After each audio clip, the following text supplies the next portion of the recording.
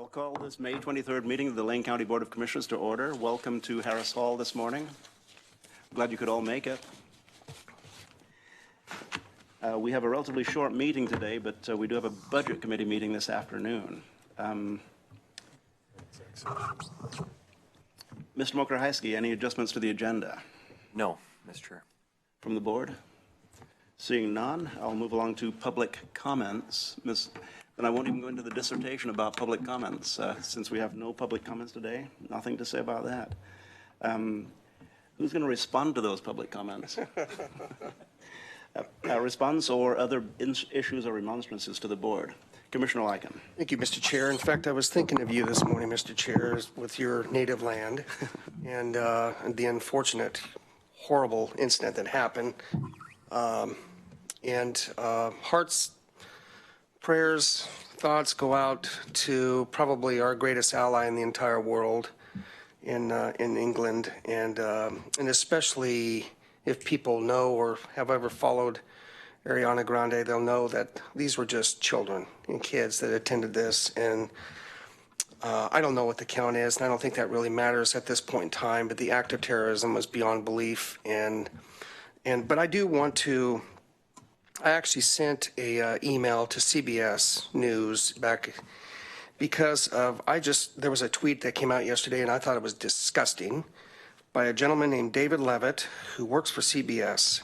Here was his tweet: multiple confirmed fatalities at Manchester Arena. The last time I listened to Ariana Grande, I almost died too. So if anybody, join me in sending letters, emails, whatever you can to CBS News and ask for his immediate dismissal. I thought it was disgusting, and I hope that with the good conscience, I hope they fire him and fire him immediately. And my first job I ever had was shoveling, you know what, out of stalls with our steers, and frankly, he's not qualified for that. And so that's my comment this morning. It just, it was beyond irritating. I posted it, but I also sent a personal email, and I said, you know, do the right thing and get rid of this jerk. So that's what I have to say this morning. But Chair Farr, I was thinking of you with your, of course, your native land and what happened there. And our prayers and my thoughts go out to England this morning and to those families who lost loved ones. Thank you. That arena's closer than Walterville is to here, to the place I was born. So, thank you. Further remonstrances or other issues? Commissioner Bozievich. Thank you. So on a lighter note, and I might steal a little bit of thunder from the chair here because we seem to be crossing paths a lot over the last week. Got to attend an event down in Cottage Grove. And I guess actually 3 of us were at both events that I'm going to speak to. About 20 years of tobacco prevention in the state of Oregon, and the great job that the state's been doing, but in particularly the governor came down to Cottage Grove to single out the efforts of Youth Advisory Council down there, and also Lane County's efforts in Tobacco 21, and are leading the state in identifying vaping devices as also needing to be controlled with our licensing ordinance that we passed ahead of the state. So it was great to see the governor come down and recognize Lane County and Cottage Grove in particular for our efforts to keep kids from utilizing tobacco products and nicotine products. And then yesterday was a really great event over at the Oaks at 14th as sponsors and the Housing Authority opened a new facility there for folks returning back to society after successfully serving their sentences.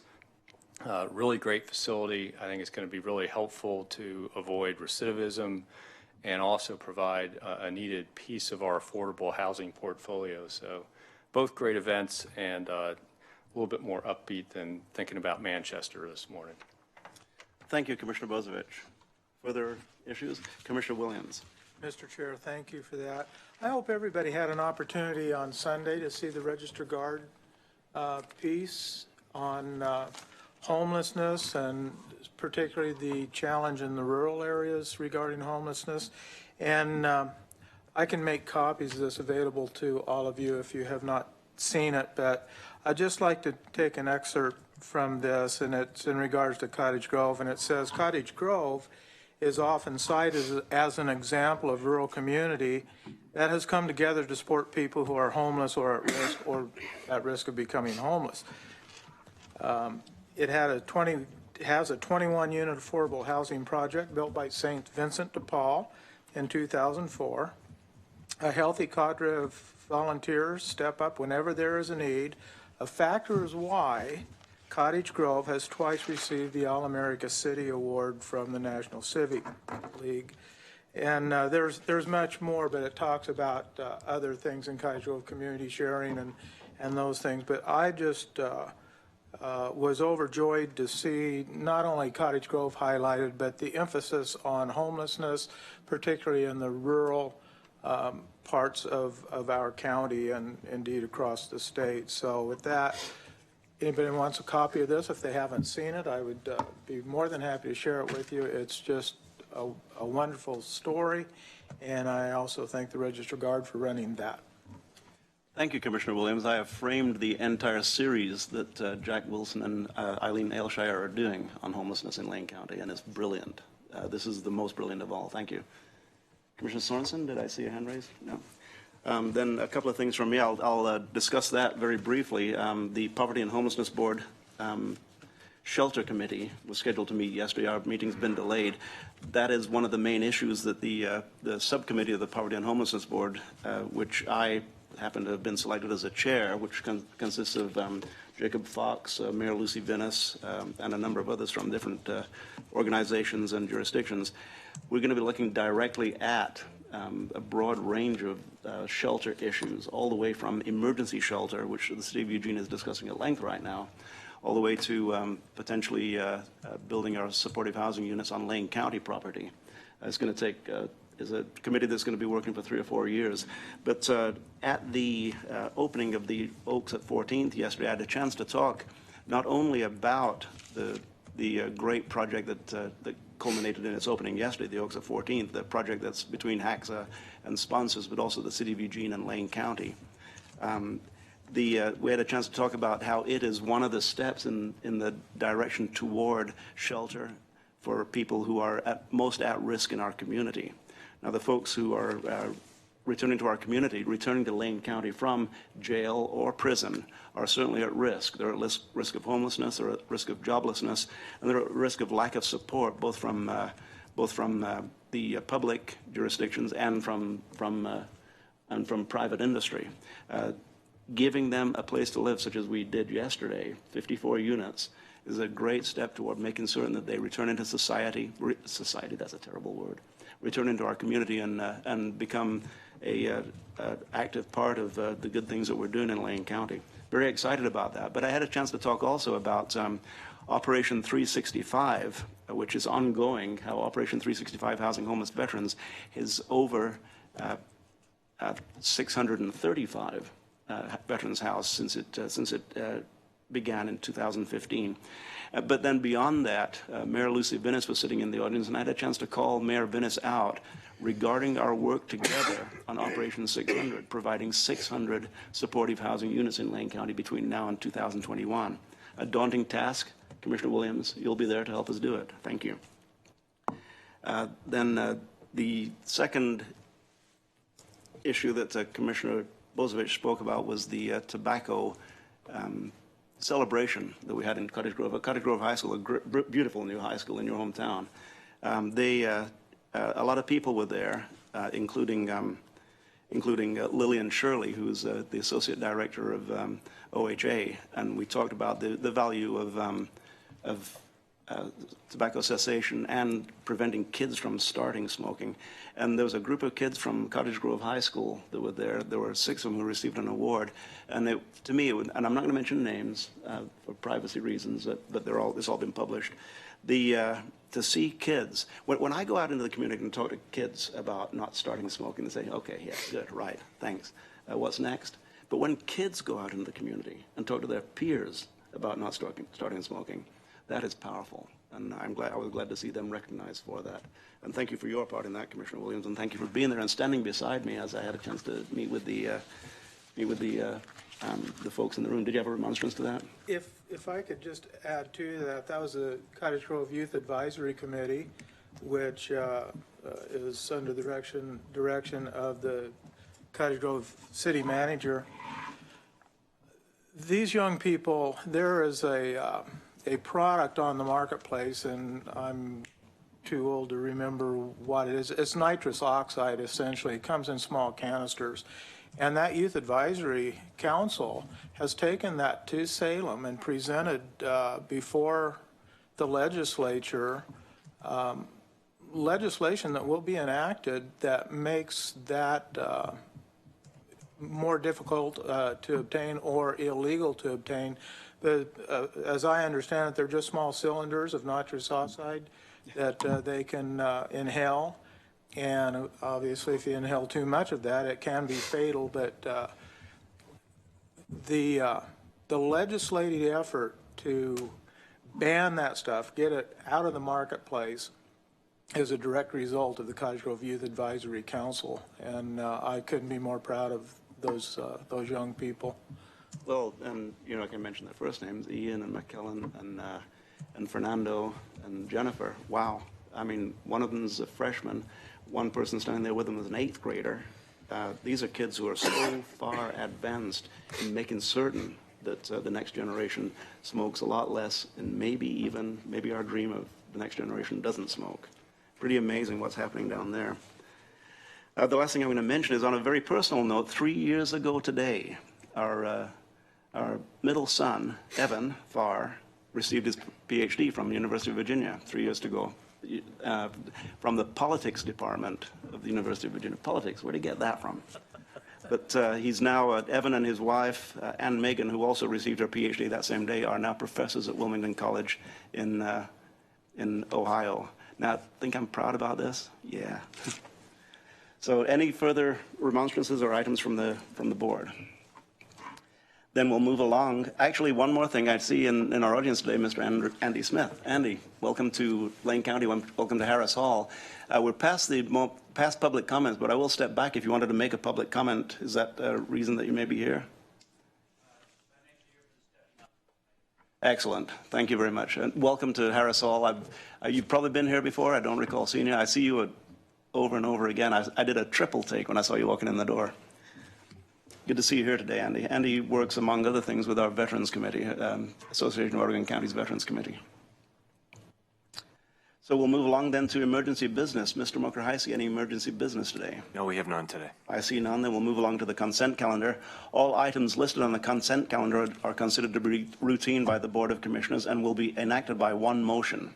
There'll be no separate discussion of these items unless a commissioner wishes to pull one of the items. At this point, then, we will move forward with the consent calendar. Do I have a motion? Commissioner Bozievich. I move approval of the May 23rd, 2017 consent calendar. Second. Moved and seconded. Discussion to the motion. Moved by Commissioner Bozievich, seconded by Commissioner Lycan. Discussion to the motion. I see none, then I'll call for the vote. All those in favor, please say aye. Aye. Passes unanimously. Thank you for all who are here for that. Then we'll move along to down the agenda to item 6, Public Works. Order 17-0523-07 in the matter of authorizing Lane County Public Works staff to apply for congestion mitigation and air quality CMAQ improvements, authorizing the county administrator to execute. Commissioner Lycan and I hear CMAQ a lot. Yeah, we heard a lot. So welcome this morning, Mr. Mokrahisi. Please. I'll turn it over to Mr. Elsey to provide an overview and an introduction. Good morning, Commissioners. This morning, the board is being asked to authorize Public Works staff to apply for congestion mitigation air quality, or CMAQ funds, for 3 Safe Routes to School projects. As you're aware, and as explained in your packet, the CMAQ program provides a funding source for state and local governments for transportation projects and programs to meet the requirements of the Clean Air Act. CMAQ was originally authorized in 1991 and is administered by the Federal Highways Administration. This is the first time that we're in front of you today to talk about CMAQ funding, and part of the reason for that is because Commissioner Lyken has been very instrumental in ensuring that the MPO has received some funding through the CMAQ program, over $7 million. And Commissioner Lyken, it would be awesome if you could provide more background on that. I'll do my best. I will say, well, thank you for the comments, and Mr. Chair, I will say the significant heavy lifting goes to Mayor Lundberg, and so she really did the heavy lifting on much of this. So CMAQ, and I am so glad you're here to talk about CMAQ funding here in Lane County, because over the past several years, what has happened is that our MPO, along with the Salem Kaiser MPO, have been left out, if you will, of the conversation. And this is millions, not a few $100,000 or $1 million. This is millions of dollars that has been owed to Lane County for projects just exactly what you're talking about, congestion management projects. And through some significant negotiations that's gone on, and where again Mayor Lundberg has been our face here at the MPO, working with with Paul Thompson at LCOG, and I've done a lot of background on it with my relationship with Chair Boehne of OTC, and I got to give her a lot of credit, because frankly, if we didn't have the ear of the Oregon Transportation Commission, I would say right now we would still be left out. And so when you're looking at a project like this, like the fact you're coming to us today to talk about this, frankly, is significant. This is the first time in years that we've actually had a conversation about tapping into CMAQ money, and here within our MPO. And so so first of all, thank you for being here to talk about tapping into CMAQ money that has been owed to us. And it sounds like, now I wasn't able to attend the final meeting last week, because being here for the Board of Commissioners meeting, I think that was at 10 a.m., and I have not had a chance to follow up with Mr. Thompson. But I do know that they were having the conversation about retroactive on the dollar amount. I don't know if that has been put in place or not. Hopefully that's the case. David, I don't know if you have any information on that, but I can answer that. Yeah. I mean, the amount that we're talking about today is just over $7 million. And there it is. For FY 16 through 18. So there's some retroactive in there. Well, and if it wasn't for the fact that we decided to really put our finger in our foot in the door and say this is owed to us, we wouldn't be here having this conversation. We'd be at zero. And so you go from $0 to $7 million for our MPO, to me, is very, very significant. And I want to say thank you to our staff. I know, David, you've been involved in this, and as well. And really just the leadership of our MPOs as a whole, sending letters, and with Mayor Lundberg being involved in this, and with myself really on the background, more or less, just picking up the phone and making phone calls to the ultimate decision maker, which can be very helpful. We're able to have this conversation. So thank you very much for the work that you've done on this as well. My work to me is very tiny, and to me, all those who really spend time in as far as the dollars are concerned and what we can use the money for, I want to say thank you very, very much for that. Thank you, Commissioner Lyken. I'll have more to say after your presentation, but I want to say something about Commissioner Lyken saying his role is very tiny. I disagree. When I'm up at AOC or in other places, I see Commissioner Lyken in the corner talking to Commissioner Boehne like this, and I see Commissioner Boehne listening. That's not tiny, and you know as well as I do that having a strong voice such as Commissioner Lyken's in this process has been amazing. And David, thank you for your strong voice sitting beside us at MPC and working with the MPO to make this happen.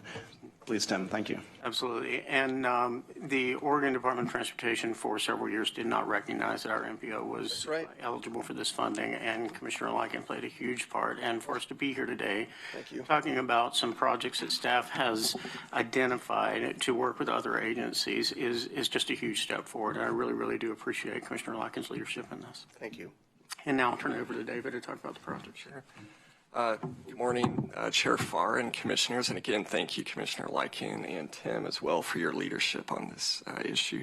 So Lane County has been working hard on trying to identify some projects that would meet the eligibility criteria for CMAQ. And we've worked within Public Works, but also with our partner MPO agencies. And as Commissioner Farr and Lycan know from sitting on the MPC, that we've gone through a process where we've approved the application, or you have on the MPC, and then now each of the MPO partner agencies are working hard on filling out those applications. And so we're here today to talk about 3 projects that we would like to apply for Lane County.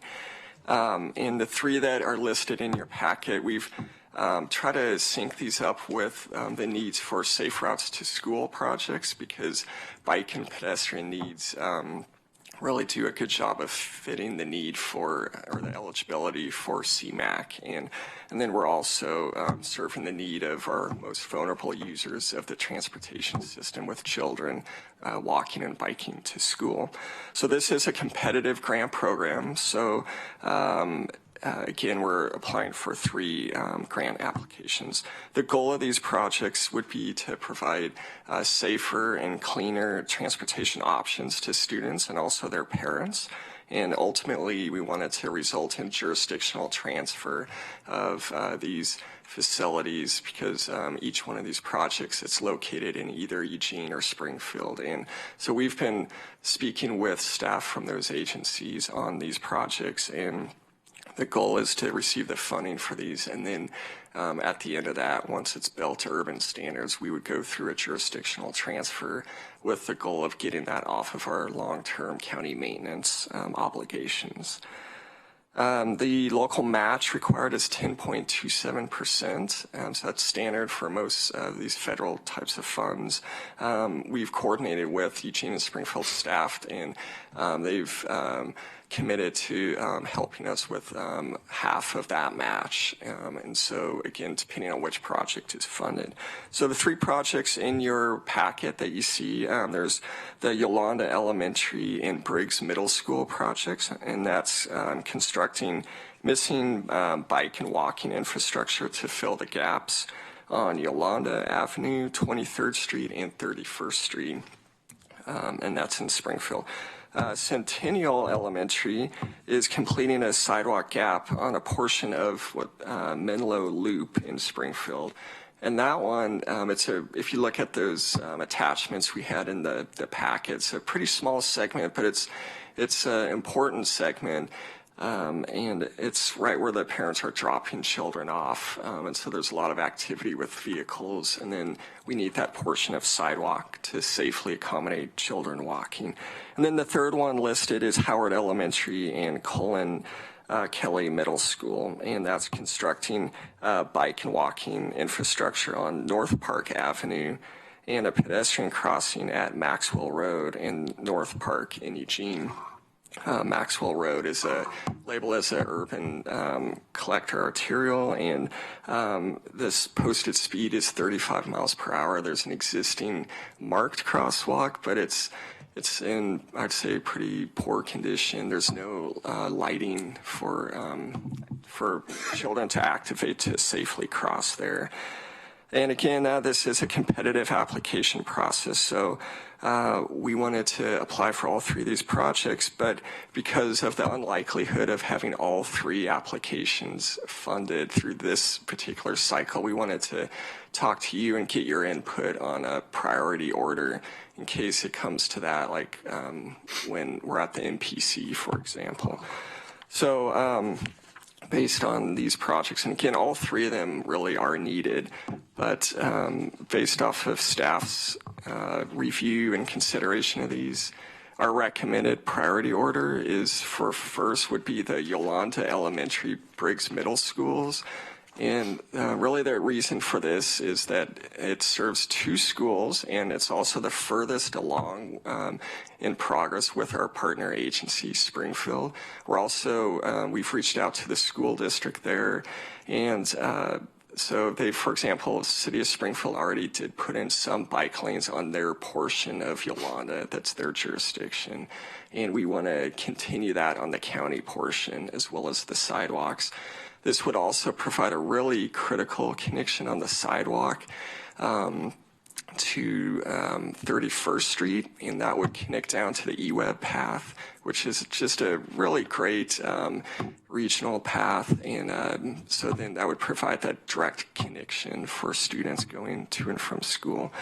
Then the second priority that we recommend would be the Howard Elementary and Colin Kelly Middle Schools. And again, this one also serves 2 schools. And the project includes a critical pedestrian crossing that I just had previously mentioned. And that crossing right now, without it, it creates a pretty significant barrier for children walking to school.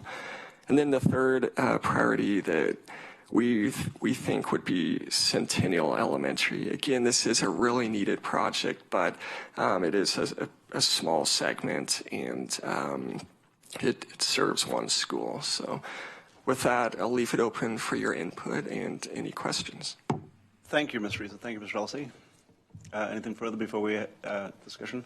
I'll entertain discussion, but before I do, Mr. Mokrahayski, I'm going to point out something that you and I have been talking about.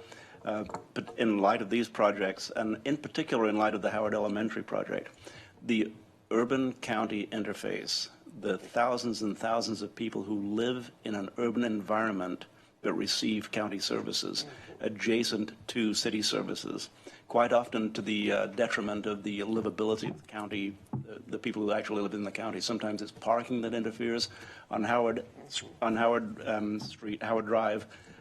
Speeding is a problem. We don't have the sheriff's patrols necessarily to patrol at the level that urban areas need to be patrolled.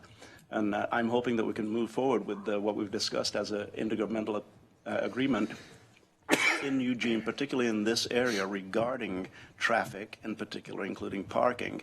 It's important that we continue to understand that people living in an urban environment and receiving the rather Spartan services that a sheriff's department can provide, one that's stretched as thin as ours in a county the size of Connecticut, that intergovernmental agreements are essential to making certain that people are receiving the services that they need to live a safe life and to send their, and in this case, to send their kids to school safely. So at this point, I'll open this to discussion questions from the board. Commissioner Lycan, then Commissioner Bozievich. Thank you, Mr. Chair. So I'm comfortable with the order, and I think Centennial coming up last is such a small amount, and it's a gap. It's to fill a gap, so I'm okay with that. The question I have on the first 2, so with Yolanda Briggs and Howard and Kelly, and that is, has there been staff time planning put into these 2 projects already? And do you have any idea what that dollar amount might be, or just even a best guess would be helpful? Sure.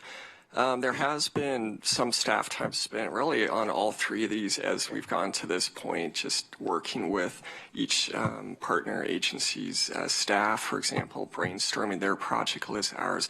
We also, Lane County staff reached out specifically to the Safe Routes to School coordinators in both Springfield and Eugene to ask them what they felt the greatest need was out there. So there's been some of that in terms of staff input, but I wouldn't say like we haven't, we've also spent some staff time just on the initial cost estimates, engineering cost estimates, but that's probably the extent of it. I don't know. I don't think I have a good estimate right now. Yeah, and that's okay. That's very helpful because, as you know, anytime you're in a grant process and it's competitive, you want to make your case that we've already established this as far as we're in a sense the term shovel ready, in just to prove that point. And it looks like to me on those top 2 that you mentioned that you've kind of established that this is based on the planning, the work that staff's put into this, that these are in a sense shovel ready to go. and then you can make your case. And that's where, I mean, getting your foot in the door. I always use the example of our mill race project in Springfield years ago when it was Bob Kiefer and myself went back to D.C. Army Corps of Engineers, got a $100,000 commitment, but that $100,000 was a commitment that filled in the $1.6 million that eventually did the project. So that's why anytime we have a project, any public works project for that matter, having that commitment, establishing that it's shovel ready, then it's easier to make a case on competitive funding. And so that's why I asked that question. And it sounds like we're there. Yes, absolutely. And I would just add to that for the CMAQ funds, the timing is even more critical and shorter time frame than for other funding sources. The IGAs, for example, have to be in place by September of next year of 18. So, and keep in mind, if we don't get funding for all of these, there's also the upcoming STPU or now STPG funding that we could apply for these as well if we all decide for that. Very good. Well, I'm comfortable with the ranking and thank you very much. I took a moment to analyze Commissioner Lyken's question, has any staff time been put into this? And my analysis is that he threw you a softball. Good swing. I think it went out of the park. Good job. Commissioner Bozievich. Thank you.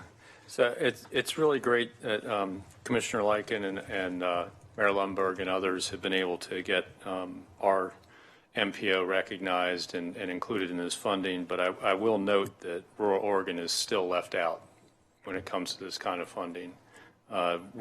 The county administrator and myself met with the city administrator and the mayor of Junction City yesterday just to have a conversation about possible partnerships and other issues between city, county, and one of the things they brought up in the meeting, the mayor and the city administrator, is a desire to have several safe route to school projects done in Junction City, including 2 that involve county roadways on High Pass and Oakley. And those aren't part of the MPO, even though they're just a few miles from the edge of the MPO. And as you look at the 2 of these 3 projects, they're basically urban-rural interfaces, where it used to be rural Lane County and now is becoming part of the metro area, urban area. But it's about these roadways that were designed as rural roadways that tend to encourage higher speeds, and then having a school that also involves children and a lot of pedestrian and bicycle movement. So it is really an important thing.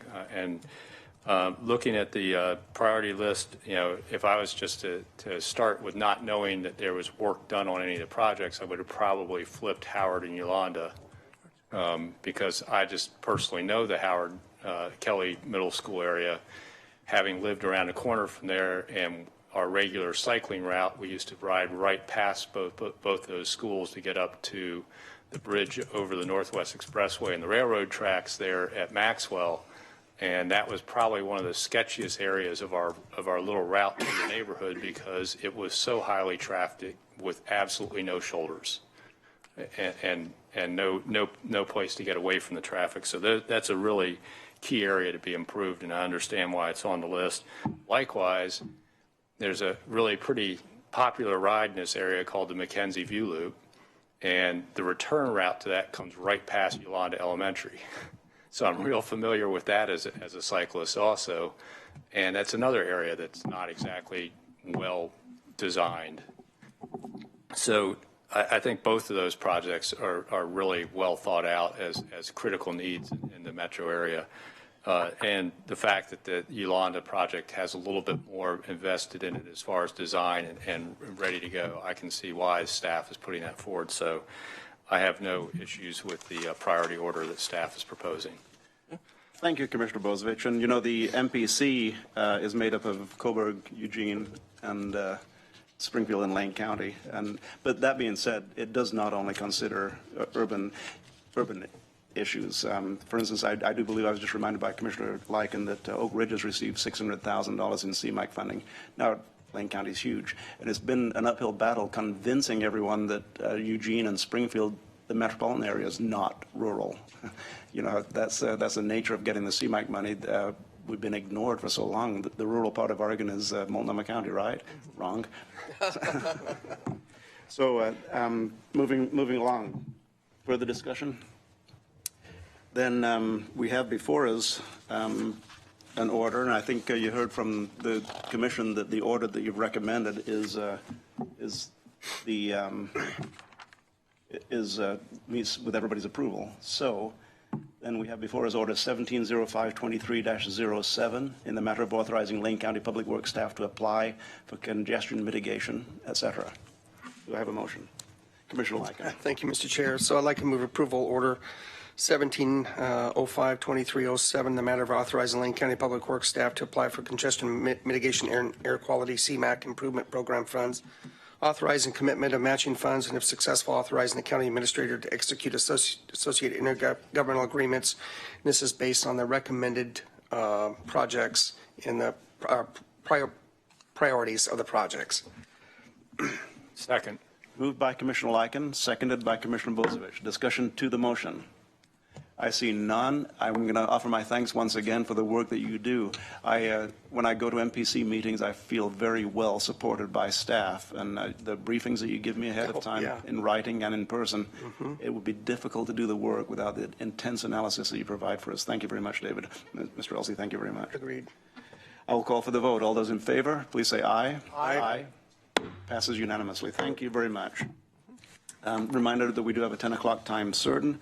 Move along to order 170523-08 in the matter of authorizing Lane County Public Works staff to apply for Transportation and Growth Management, TGM, program funds. Also an area that Commissioner Lycan and I hear a lot about. Mr. Elsey. Mr. Reeser. All right. Thank you, Chair and Commissioners. So this item will likely go a little faster, but again, this is for the Transportation Growth Management Program.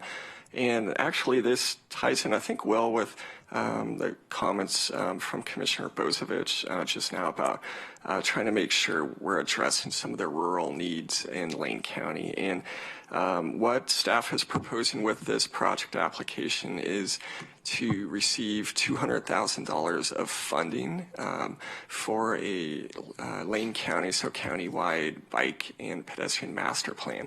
But with that, we want to have a strategic focus also on safe routes to school in rural areas. And I did, Commissioner Bozievich, I jotted down what you were talking about with High Pass and Oakley, for example. And so this would all be stuff that we would like to incorporate in this study. And so we are applying for this funding.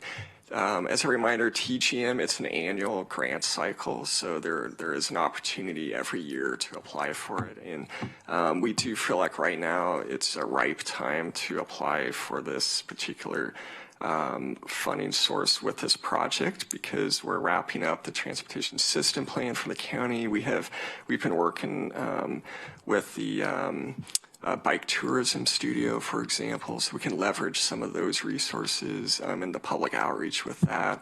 Also the Transportation Safety Action Plan, and also the County Parks Master Plan. So all of these things have really created a perfect timing in our mind to apply for this bike and pedestrian master plan. And as you know, also, this is one of the items identified in the CHIP to move forward with. So we want to make sure we can get the funding for that. So this would be partially done with consultant work with this funding. And then we had a cost estimate of around $300,000 that we think it would take to do this. And so the good thing is it makes us more competitive, because then we would have about a 50% match, and we would be doing that with staff at Lane County. So with that, I'll leave it open for any questions you might have. Thank you very much, Mr. Elsey. And I would just like to expand a little bit on what David mentioned with the Parks Master Plan effort. As you're aware, there's a task force that has been identified that is helping us with the Parks Master Plan effort, and they have identified connectivity in our parks as one of the aspects that has been missing in our Parks Master Plan. This dovetails in very well with that effort that the Parks Master Plan task force is working on. Thank you very much. We'll move along to discussion. And just one quick thing, Mr. Reeser, I said that Eugene, Springfield, Lane County, and Coburg. I forgot to mention LTD, Lane Transit District, is also a part of the MPC. And before we move along to discussion, I'd like to point out that Commissioner Bill Hall, welcome to Harris Hall. Commissioner Bill Hall from Lincoln City, from Lincoln County, is Newport actually, is the president of the Association of Oregon Counties this year. Thank you for joining us today. Moving along to discussion, Commissioner Bozovich. Thank you. And I appreciate pointing out that this does cover all of Lane County, including the rural areas. But I do believe that, you know, as we talk about some of the connectivity, that connectivity is from the Eugene Springfield metro area out to some of the rural areas quite often is what is talked about, and just how we get from city to city necessarily on some of these active transportation modes. I really think it's a great opportunity for us getting this grant to do the planning work. It ties in with a lot of different efforts we have, whether it's the mayors that have been working on the bike studio issue to the individual cities that have issues that are safe route to schools and school districts, rural school districts. But it really ties into our strategic plan really well.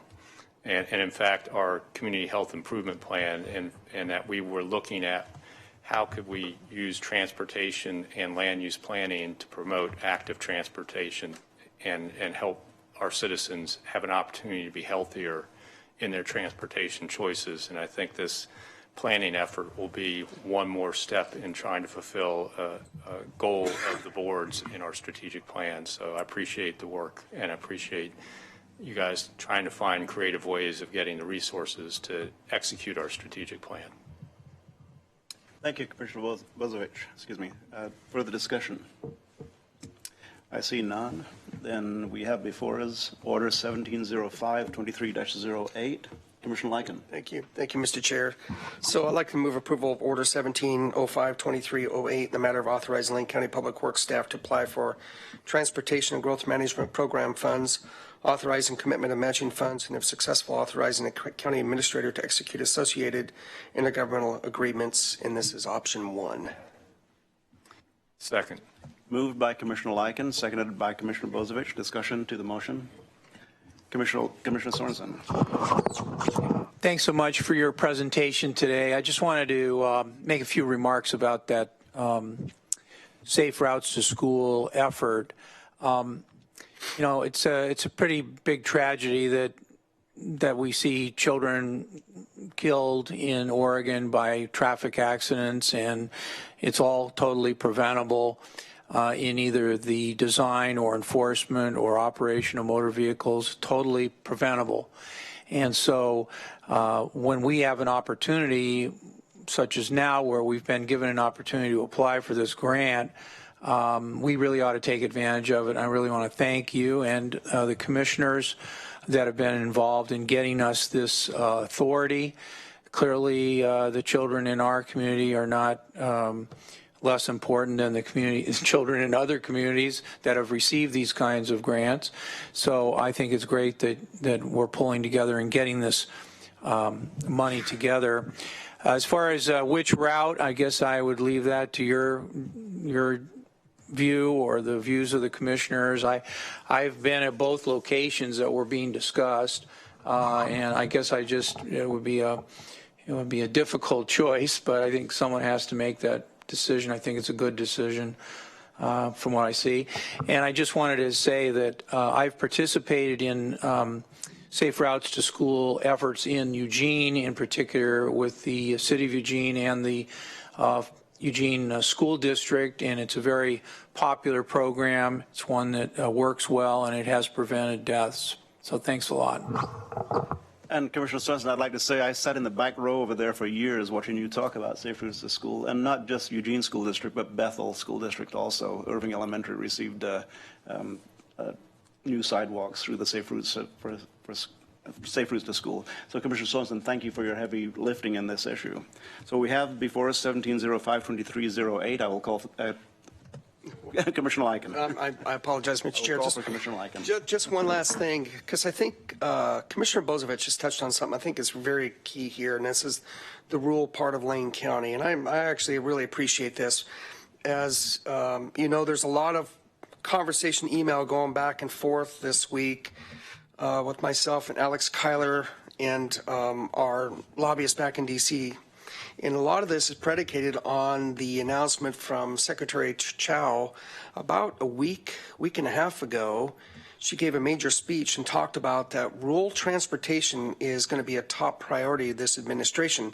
And frankly, that's something we haven't heard in a while. And I think there was a lot of enthusiasm. The thing is, one of the things that was mentioned, and it looks like it's being clarified now, is that because Eugene Springfield being one MSA, the OMB in particular recognizes Lane County as an urban county, which is nonsense.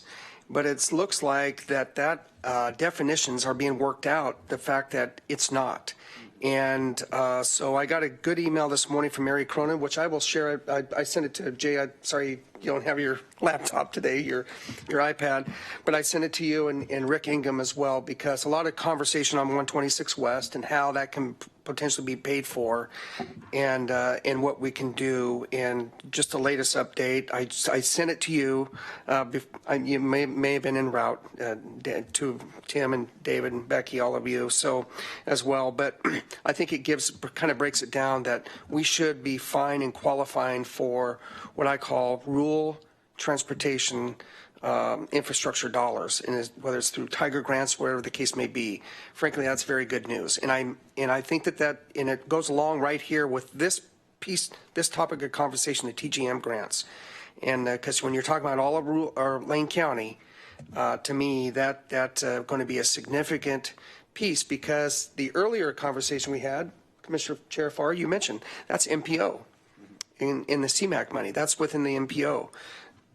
Dollars like this, especially on the planning side, and then dollars tapping in, whether it's through Tiger grants, whatever dollars will be available, coming out, talking about in the rural Lane County, and what's going to happen with rural Oregon, to me is going to be maybe a real positive conversation that we're going to have. But she said it not once, but she said that twice in two different opportunities to speak. And so frankly, that was great news coming from Secretary Chow on that very piece of information.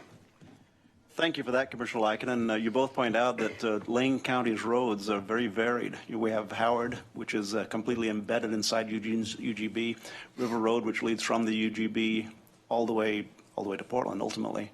And then we have roads like Mackenzie View Drive and Peoria Road, which most of us don't drive very often. In fact, if you did, you'd see entering Lane County, welcome to a nuclear-free zone. Harkens back to the 80s, I believe, is when that sign was put up. So thank you very much. Thanks for all the input, and all of our roads are important. And Commissioner Bozievich, your voice is heard and well stated. So I will call for the vote. All those in favor, please say aye. Aye. Passes unanimously. Thank you very much, and thanks again for your professional support for making our work a lot easier. Thank you.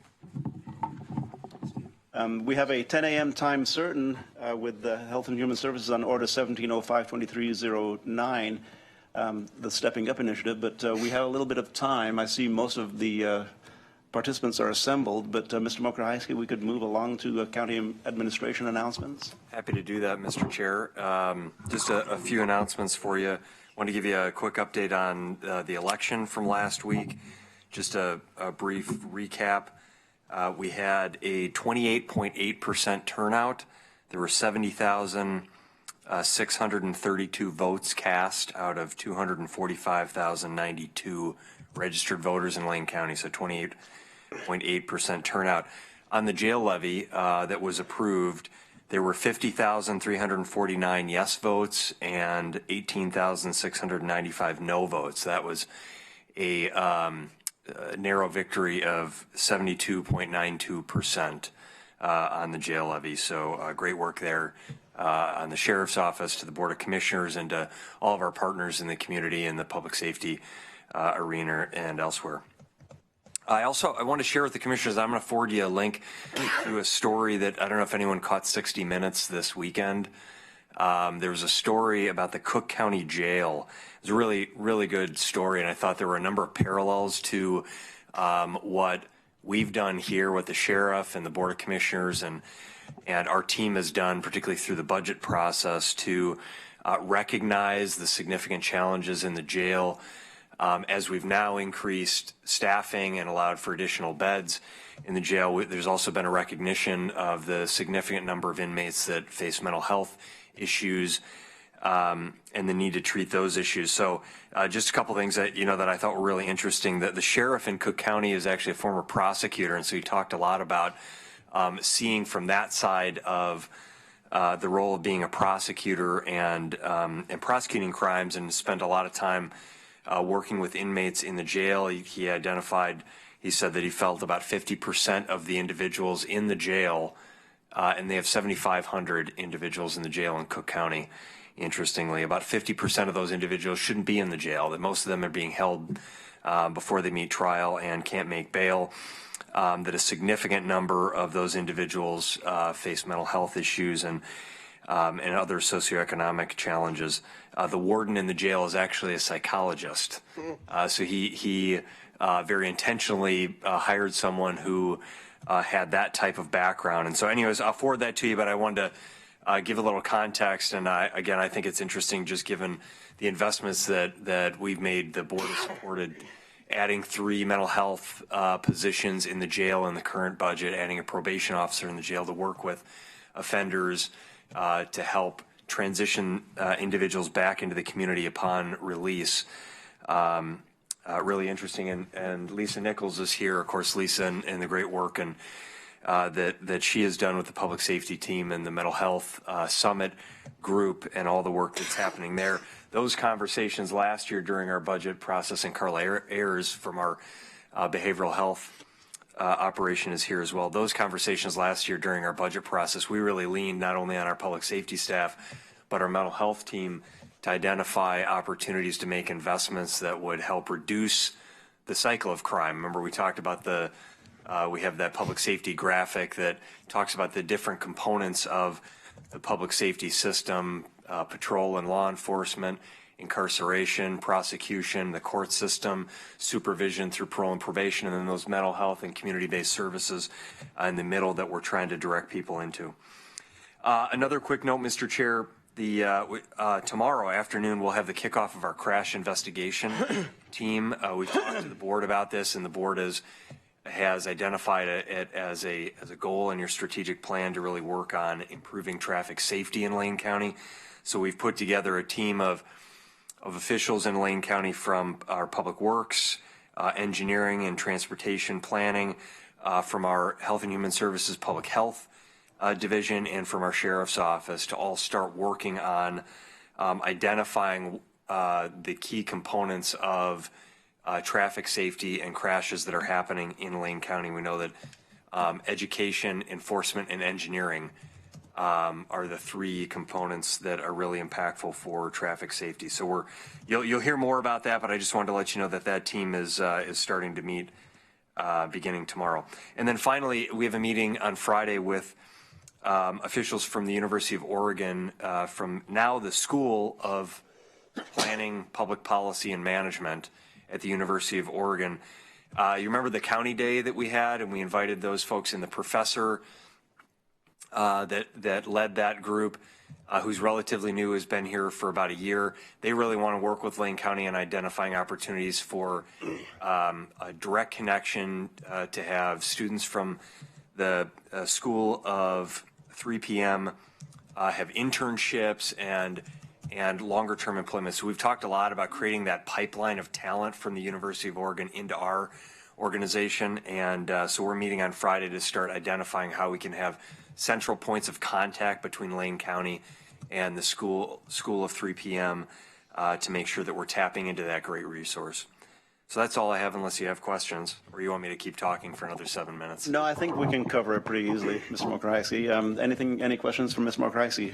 Commissioner Lycan. Thank you, Mr. Chair. So real quickly, I just wanted to comment on the voter turnout. When you look at the actual real numbers, just the numbers of folks who voted, it's very similar to special elections that happened in the past. The difference is motor voter, and that's what's taken the percentage down. And so I think right now, until things catch up, I don't think we can rely on what the percentage is right now, because the actual count of people who voted in this special election is very consistent. If you look in past special elections in May that have occurred, very consistent of those who want to vote have voted.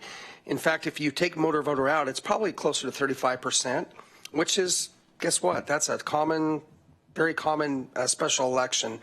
And case in point, my district now, non-affiliated, is getting very close to becoming the number one, the top, as far as numbers are concerned in my district in Springfield. That the NAV and Democratic Party and Democratic registration is almost the same.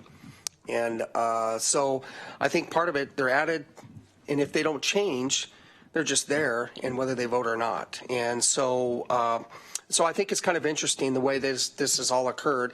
But as far as the actual numbers are concerned, I looked it up and went and back looked at past history, and that number is very, very consistent of what we've seen over the past May special elections. So glad to see people are voting, and very proud of the fact that our levy, public safety levy, passed so overwhelmingly. I mean, it was very, very exciting I think for all of us. Thank you, Commissioner Lycan. We have our group assembled. I'll move them up to the table in just a moment. But right now, I don't get much of an opportunity, Commissioner Hall, to talk directly to you from here about the accomplishments of Lane County, although I know you watch us from not even from a distance. But behind you have seated Sheriff Trapp. And you want to think about how do we get 73% in a money measure, in a levy. Well, one thing that happened is that gentleman right there sat in a windowless, dark room for hours and hours on end, wearing his finger to the bone, both getting out the vote and gaining support for the levy. At Oregon Auto Group, I believe, is the back room that you sat in. I witnessed you there, and I didn't want to stay with you because it was not a comfortable environment. And I did not want to be on the other end of the phone when I anticipated somebody said no to Sheriff Trapp. That wasn't the answer. That wasn't the right answer. So the way you get it done is you develop a great deal of trust, obviously, in the people who are doing the service. And Sheriff Trapp, welcome to the room. A chance for you to talk a little bit about that. And we have more of your staff entering the room right now. Just in time to hear me talk about one other thing that Mr. Mokrahajski mentioned, and that's the attention to behavioral health that is taking place in our Sheriff's Department. The Mental Health Summit, not many people know about that, and it sounds like a big event that happens once every 5 years, happens every month. And there's a group of 63 or so people that meet every month over at MLK, over at the youth facility. And there's no breakfast served. I know that because I had to bring my own. But the language they talk over there, they speak over there, Mr. Mokrahajski, is behavioral health language. 63 people around the table from all over the state and multi-jurisdictions. So thank you for being here. And at this point, we will move into our 10 o'clock time certain, and we'll have more discussion on Commissioner business subsequent to that. So then we have before us Order 170523-09 in the matter of adopting the Stepping Up Initiative. And Mr. Mokrahajski, I'll turn it over to you. Thank you, Mr. Chair. And I think who's going to lead the discussion? Lisa? I'm going to kick us off, and then Commissioner Hall and Carla and Andy Smith will give you guys some more additional information. So thank you, Chair Farr and Commissioners, for taking the time today to talk to us about the Stepping Up Initiative. Special thanks to Commissioner Bozovich for requesting that this item come in front of the board. So I'd like to welcome and thank Commissioner Hall and Andy Smith, who are going to talk to you a little bit about the national Stepping Up Initiative movement, as well as what's happening across the state. And then Lane County Behavioral Health Manager Carla Ayers will talk to you a little bit about some of the initiatives that we've had in this realm locally and some of the successes that we've realized. And I also want to thank Sheriff Trapp for coming to help support this initiative. Ms. Nichols, do we have room for Mr. Smith at the table? Yes, absolutely. I'm going to take a step back after this and turn it over to these fine people. So, yep. Here. Put it right there. One is yours. Okay, perfect.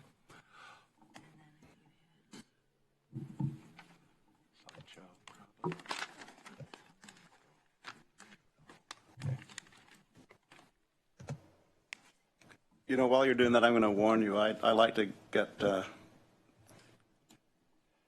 public record for posterity, so here we go. Give us a smile. All righty. Well, good morning, Chair Farr and commissioners, and thank you for this opportunity. And let me begin with a resounding congratulations for that amazing success with your public safety levy. I know that kind of success, especially with a money measure, is very hard earned. It's a lot of hard work and building a lot of community trust, and my hat's off to you.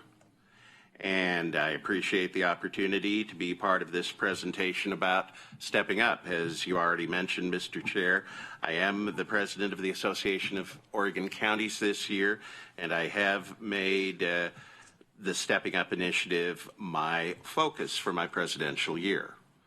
So let's talk briefly. I want to give you the big overview of what Stepping Up is all about.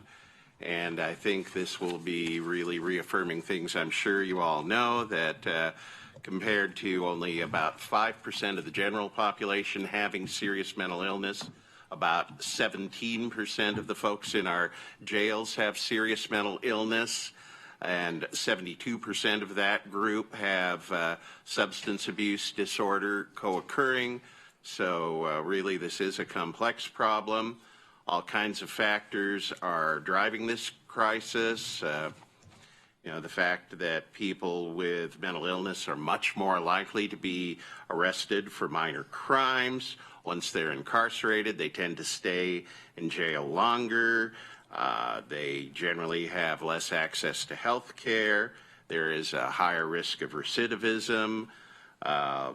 Low utilization in many of our communities across the country of evidence-based practices. And finally, the criminogenic risk factors, poor family relationships, lack of jobs, substance abuse, which I already mentioned. All of these things, unfortunately, contribute to the likelihood that people with mental illness are likely to be in jail at a rate far greater than their share of the population. So Stepping Up was launched 2 years ago this month, as a matter of fact. The prime sponsors, as you'll see, are the National Association of Counties, the Justice Center at the Council of State Governments, and the American Psychiatric Association. And the goal, of course, is to reduce the number of people who are incarcerated with mental illness. And why it focuses at the county level is because, like your folks here today, these are the folks on the front line, the folks in law enforcement, the folks in behavioral health, who are directly dealing with this challenge. And even though those three organizations are main sponsors, I am really impressed by the number of partners in this initiative. The National Sheriff's Association is a partner. NAMI, the National Alliance on Mental Illness, National Association of County Behavioral Health and Developmental Disability Directors, National Association of State Mental Health Program Directors, National Institute of Corrections, you name it. Almost every major group involved with law enforcement or behavioral health is on board with this effort. So, again, why NACO's on board? You know, counties, we operate 91% of all local jails. As we've heard, 11.4 million people admitted to our jails in 2014. Many counties are supporting hospitals. And then, of course, $28 billion spent on health care at the county level. So here is the Stepping Up map as of January 1st, 2017.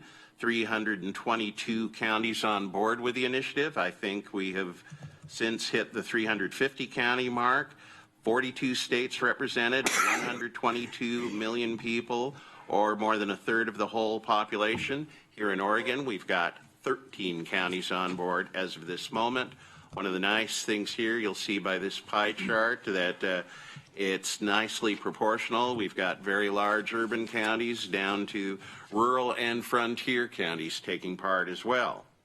So, Getting started, the first step typically is adopting the Stepping Up resolution, but when I initially approached Commissioner Bozovich about this, as we talked about it, and I am aware of the good work that you have done in both behavioral health and law enforcement in this realm already, that I think if you choose to adopt this resolution today, you are affirming and giving further momentum to all the good work that your folks are already doing. But still being on record as a Stepping Up county, I think has some definite benefits. I think it sends a message to our elected counterparts in Salem and in Washington, D.C., that we recognize this as one of our great challenges, and it also gives you further access to a lot of the resources that NACO has developed to promote Stepping Up. So, for the benefit of anybody who may be watching or listening, you may say it's a big challenge, and how do you get started? Again, last year NACO put out a report that says basically 6 key questions that you'll find listed up there are how you get started, and from everything I know, again, here in Lane County, you are well on your way on this. And then the key outcome measures, simply reducing the number of people with mental illness who are booked into your jail, shorten the length of stay for those who are there, increasing the percentage of people who are connected to the right services and supports, then ultimately lowering their rate of recidivism.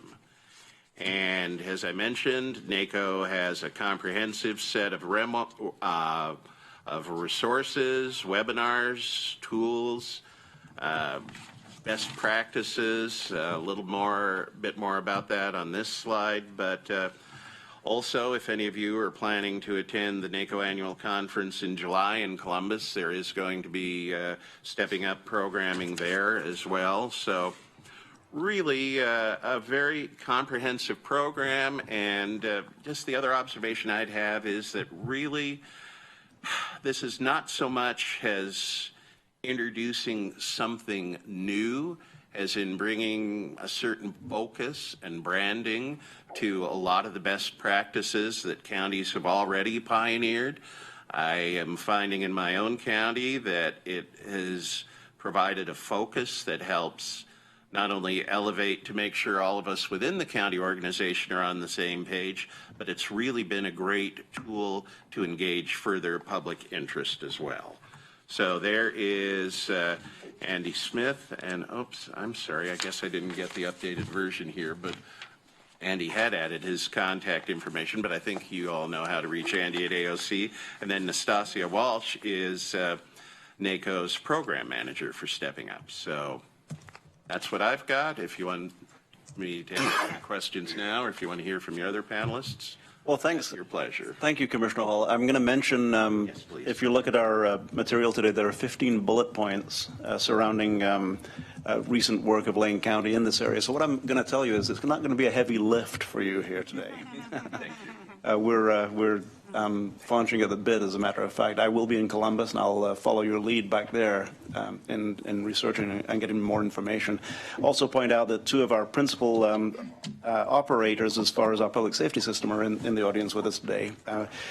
Chief Detective Harold and Captain Dan Buchwald are here. Captain Buchwald is in charge of the jail, and both are members of the Mental Health Summit that takes place every month. So you have a room full of ears, and we are ready to hear more. Ms. Ayers. Thank you, Commissioner Farr. I wanted to say thank you to Commissioner Hall for coming down and speaking on behalf of the Stepping Up initiative.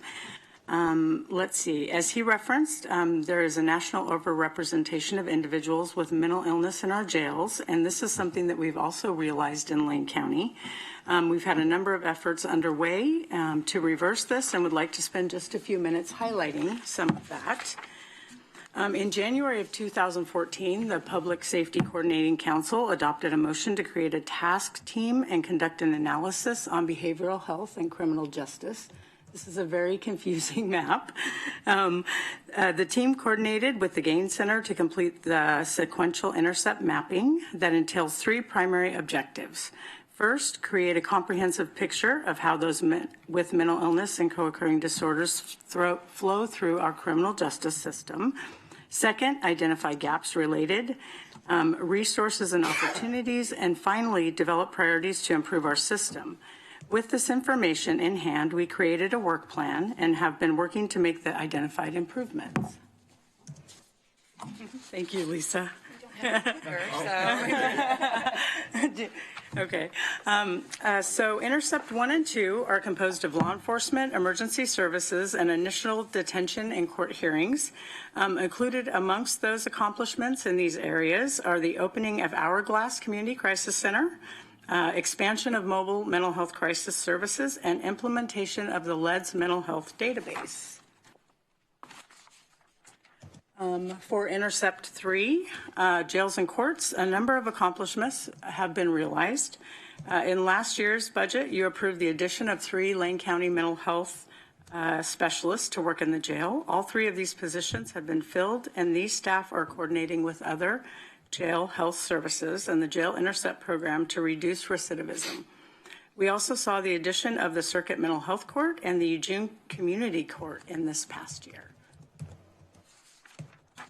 And for the last 2 intercepts, works is also underway. Intercept 4 is reentry to community, and 5 involves community corrections and supports. The Lane County Poverty and Homelessness Board has included a Housing First initiative in its current strategic plan, and sponsors recently opened the Oaks, a 54-unit supported housing complex. Lane County Behavioral Health has also established new collaboration with both sponsors and parole and probation, co-locating staff and increasing mental health supports to individuals exiting the criminal justice system and or parole and probation. And finally, if the provision is adopted, it would allow us to continue our work and provide access to technical assistance, improve data tracking, and grant opportunities. I appreciate the opportunity to share this information with you. Thank you. Thank you, Ms. Ayers. Sheriff Trapp? Thank you, Sheriff Farr and Board. I don't have anything specifically prepared as formal as what you've seen here, but I'm very happy to sit at this table with these partners and continue. I think that any efforts and attention we continue to put on this issue of the intersection of the mentally ill with our criminal justice system will only continue to benefit the issue in the long run. I think that as a county, we all, including the board, is familiar with the number of liability and high cost events that have occurred in our jail that are almost always centered around a person suffering mental illness and the increased costs of operating a facility. We also know that our jail beds are at a premium. We do have, we recognize just recently very strong community support to continue funding our jail operations. But those jail operations are somewhat meager for a community this size, and as long as we have the limited resources, it seems to me that using those resources in a way that to provide those resources to mentally ill as opposed to provide them to criminals that choose to act that way is not the best utilization of our resources. So, and the bottom line is finding more effective ways to provide service and treatment to the county's mentally ill is the right thing to do, and keeping them out of our criminal justice system. So I am, for all those reasons, very supportive of this effort, this initiative, and any other conversation points that lead toward more focus and attention on appropriate service to the mentally ill in our community. Thank you, Sheriff Trapp. Further discussion from the panel? Then I'll, Mr. Smith. Mr. Chair, Commissioners, good morning. Thank you for having me. My name is Andy Smith. I work for the Association of Oregon Counties, and if I could share just a couple quick thoughts, Mr. Chair. Please. So at AOC, I do veterans policy work, and there certainly are a number of veterans involved in your public safety system, and many of those facing behavioral health issues. So that's an important piece. But also at AOC, we're in a partnership right now with the Criminal Justice Commission, which is a state agency that administers the Justice Reinvestment Grant you might be aware of. For Lane County, that's about $3 million of money each biennium. That's $40 million annually, and that's on track for next biennium, so that's certainly related to this work. But the grants, just to share a little bit of kind of the awe that I'm in this morning, because you guys are doing this work exactly right, and many of the counties across Oregon are just beginning this work. So you haven't adopted a stepping resolution, but the fact that you have your sheriff and your mental health leadership here today side by side, I mean, that's kind of the magic to this, is the cultural engagement of those two worlds at the local level to do this work. So if it's just mental health or if it's just public safety, that's when I don't think the breakthrough happens. So we would look to your county in many ways as a model county.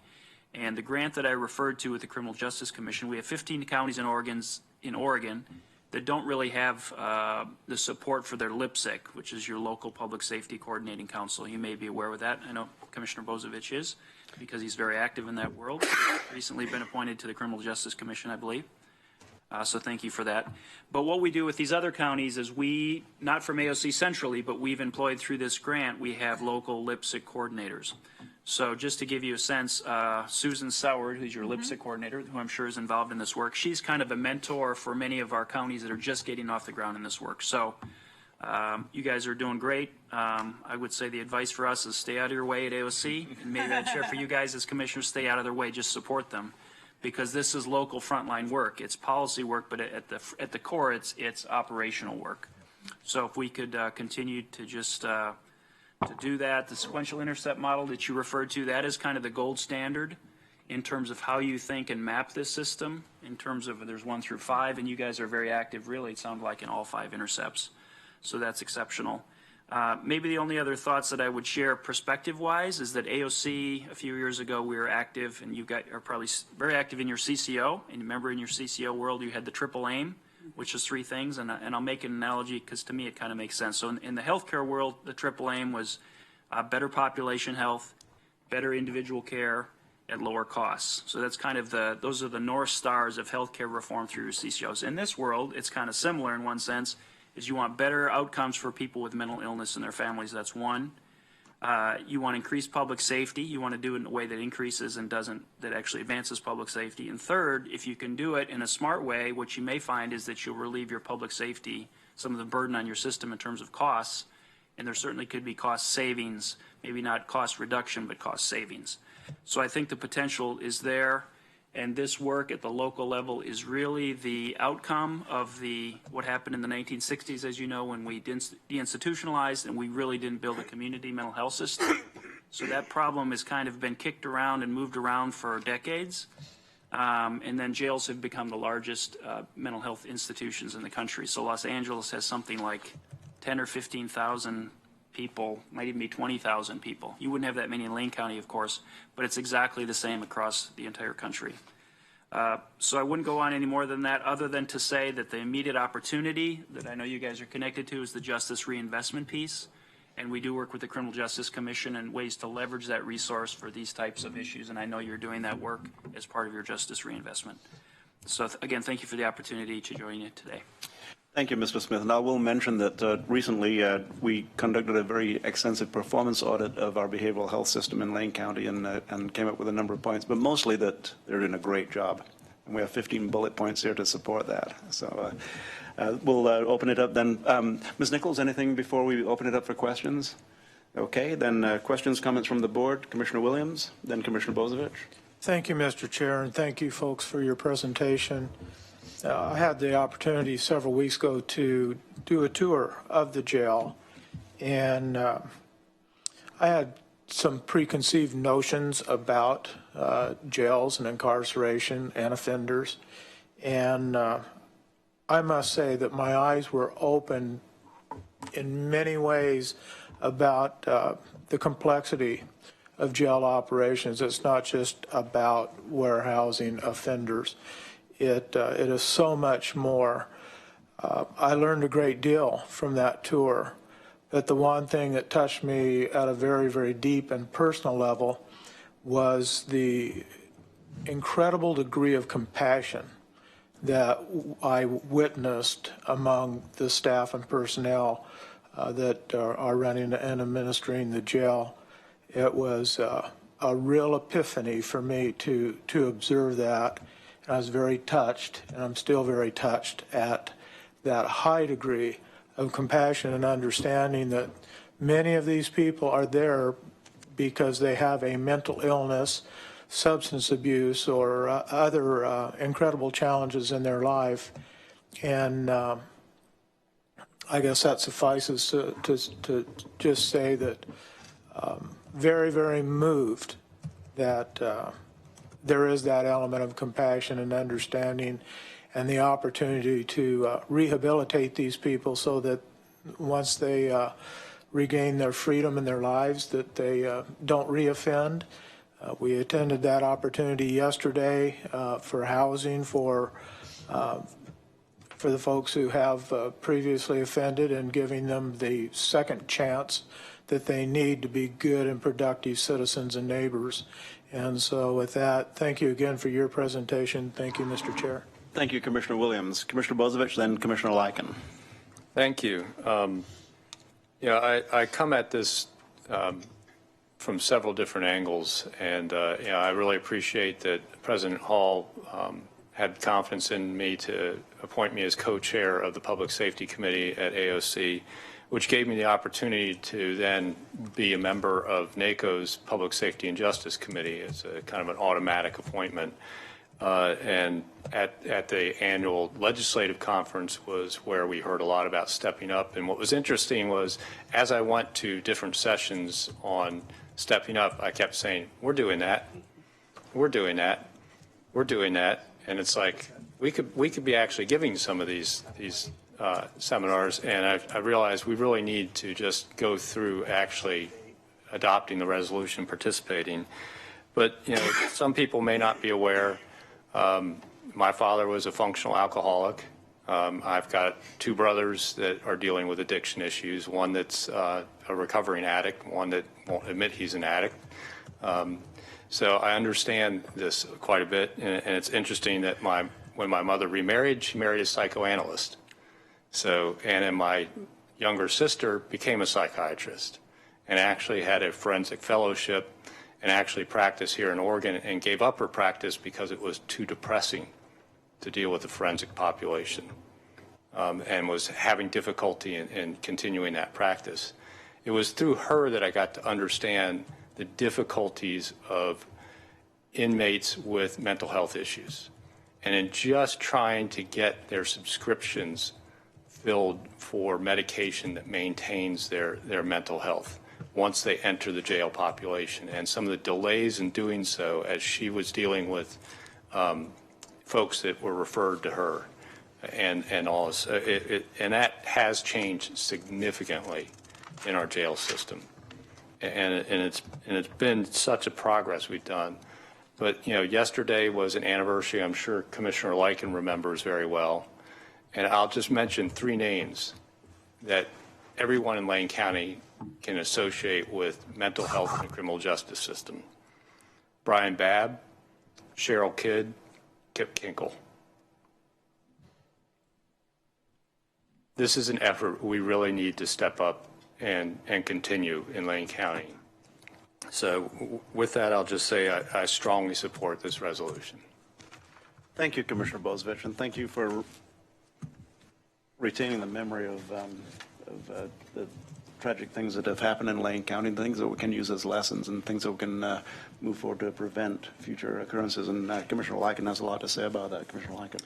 Thank you, Mr. Chair. And President Hall, I want to say thank you for making this part of your agenda. I think it's really important. And I'm glad that you're able to kind of see firsthand really the good work that Lane County's been doing. And the performance audit has been mentioned, and the collaboration that's going on between the Sheriff's Department, mental health here in Lane County has been, or behavioral health has been really very, very positive. And Commissioner Bozovich did mention, we just came off, it was 19 years ago. It's hard to believe it's been 19 years ago that the Thurston shooting had occurred. And those of us, at that time, my sister-in-law, she still is, but she was a math teacher there. But I had a nephew and niece who actually were students at Thurston High School. And I got to tell you, when you hear the news, you're wondering, where were they? Well, they were not in the cafeteria, thank God. But you know what was interesting about that, and this is how much I think things have been since that, the positives that have taken place. I mean, the collaboration that went on between Eugene Springfield, the University of Oregon, Lane County was really tremendous. I mean, a lot of study went into this. But I know, Sheriff Trapp, you could probably comment just the laws that were in place, because what people forget is Kip Kinkle brought a gun to the school a week before. But the law said there was no hold. And the law got changed at least to allow a 72-hour hold. At that time, the law didn't allow a hold, but yet SPD knew there was an issue. And that was probably the biggest challenge of all. And so I think any time that we can really discuss this and continue to discuss it in public, I think that's the key. There's no sweeping this under the floor. It's just not going to happen.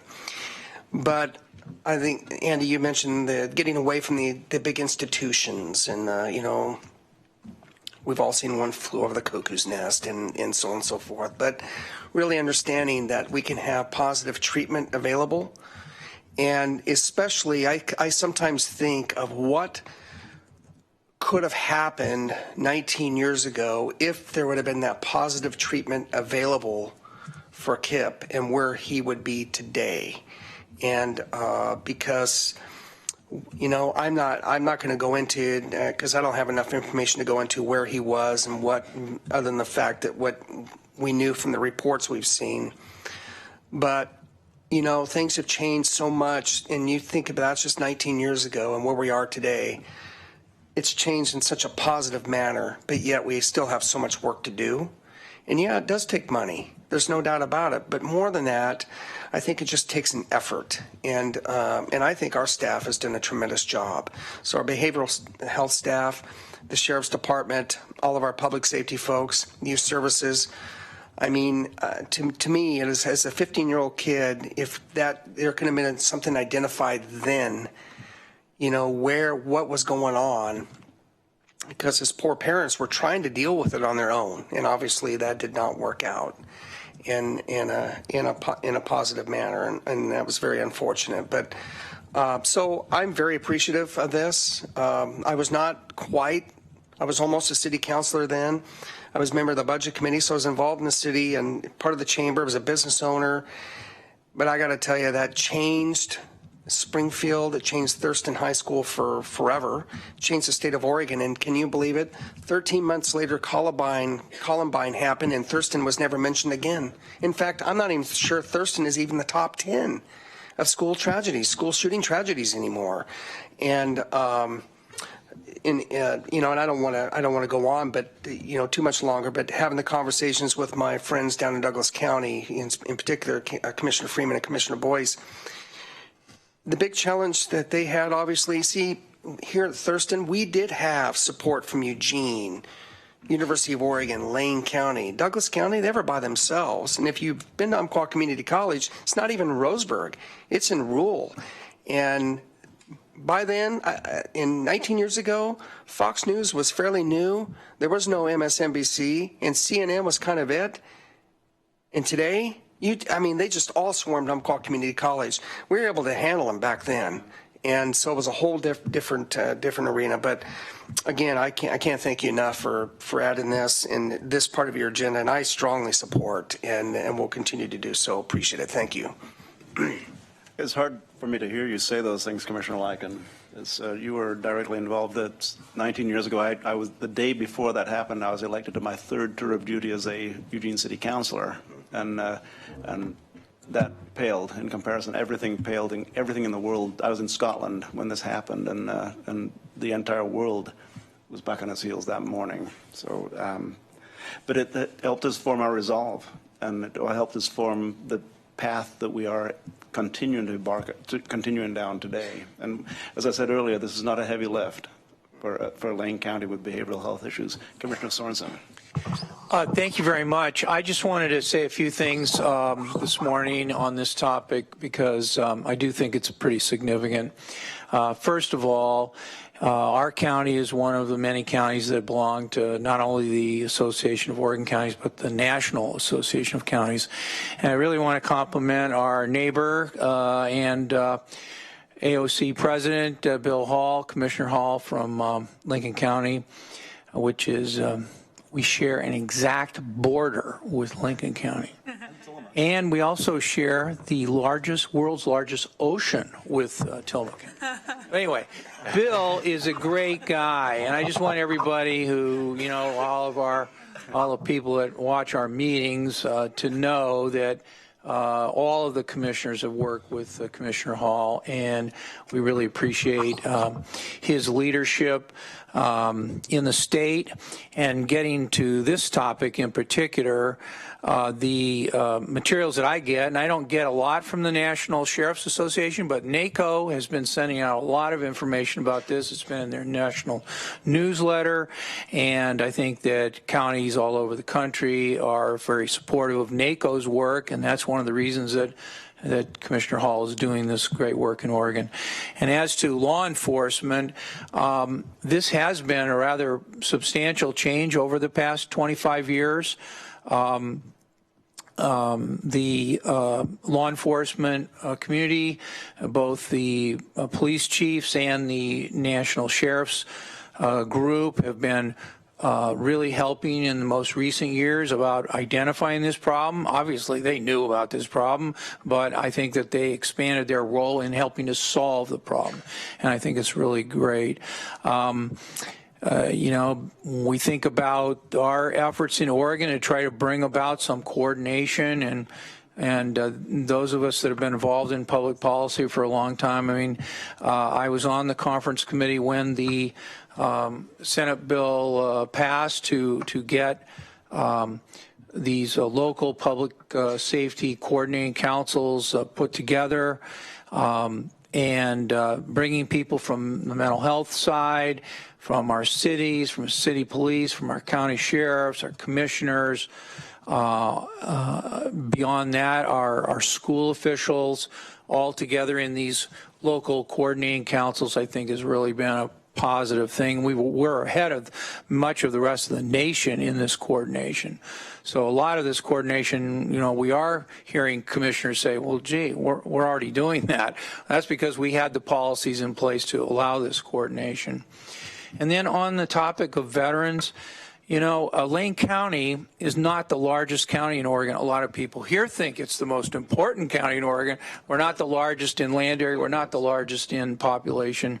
But we do have the largest veterans population of any county in Oregon, including our bigger counties by population, Clackamas County, Washington County, Multnomah County. We have a bigger veterans population. So it's really important that we tie that in to what we're doing.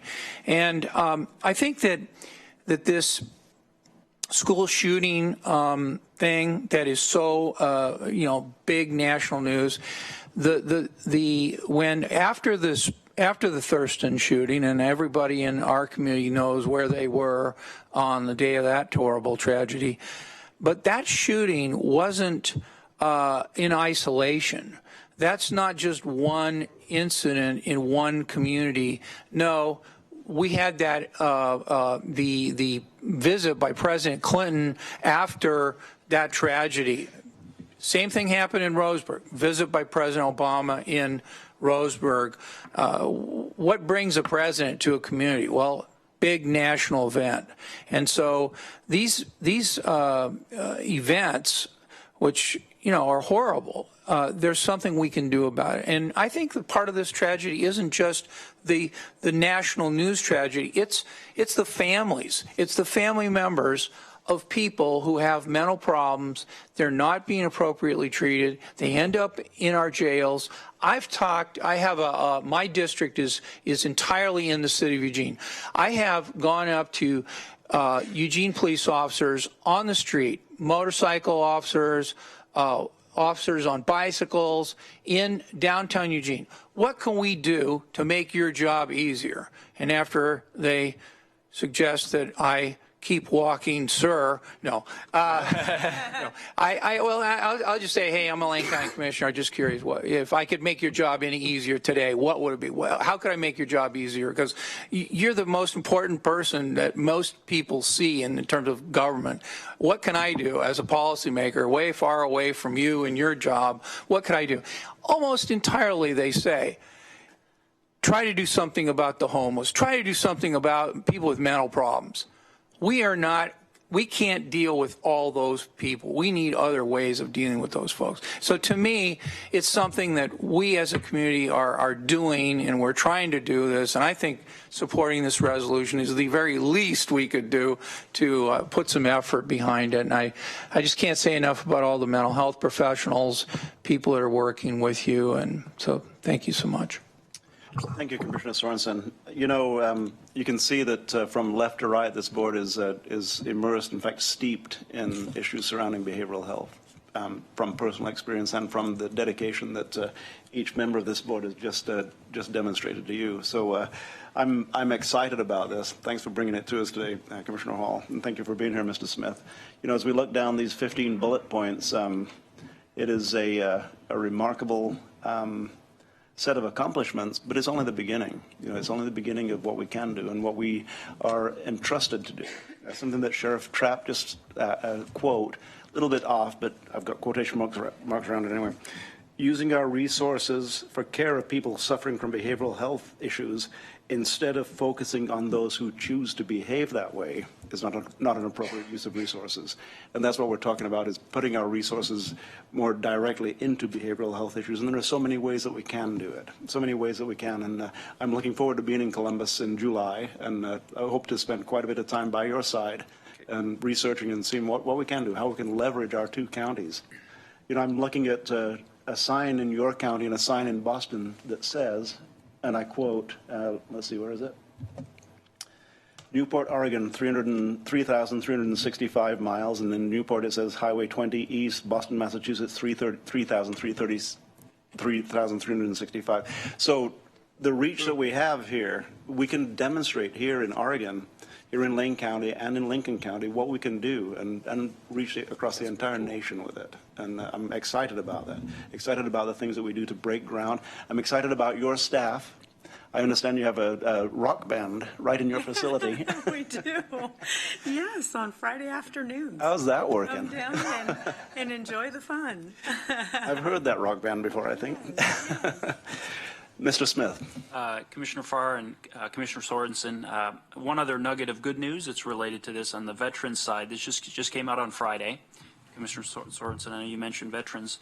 I do want to compliment your county VSO, their team, Joby Riley and his team. Oh, yes. But the latest numbers came out for 2016, so they were up 9%. So it's about 200 and, I got the sheet here, I don't have my reading glasses, $270 million came into Lane County last year from the VA. $151 million was through Comp and Pen, which is the disability payments and low-income pensions, and about $100 million was for health care. But that was up from the previous year for Comp and Pen, which is what we do with your CVSOs. That's most of their work. That was up from $139 million to $151 million. So that's just in $1 million, an additional $12 million. So we track that very closely. Those numbers just came out, so I wanted to share that. Thank you, Mr. Smith. And Joby was at our Human Services Commission yesterday, and Commissioner Bozich and I listened to the extended presentation on that. So, and I believe he's going to be in front of the commission giving those numbers in the not too distant future. So, Commissioner Bozich. Thank you. And I'll also note that Joby's group did that with one of their VSOs being on an extended medical leave for part of that time. So even shorthanded, they're able to establish. That's great work. I wanted to make one quick correction. I wasn't appointed to the Criminal Justice Commission. I was appointed to the Criminal Justice Commission's Grant Review Committee. Just so I want to make sure that's clear. You tell the commission what to do is what I just heard you say. I like that.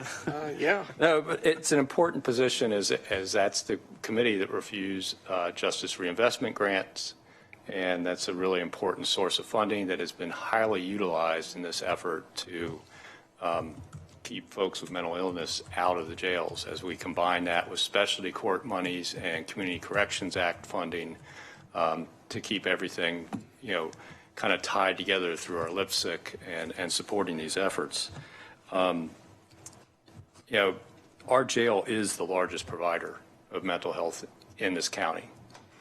When we see estimates of up to 60% of our inmates have a mental health issue, whether you talk about the 317 local beds or you add up all the leased beds and get over 400, that's somewhere between 180 and 240 folks with mental health issues that are the beds are our jail.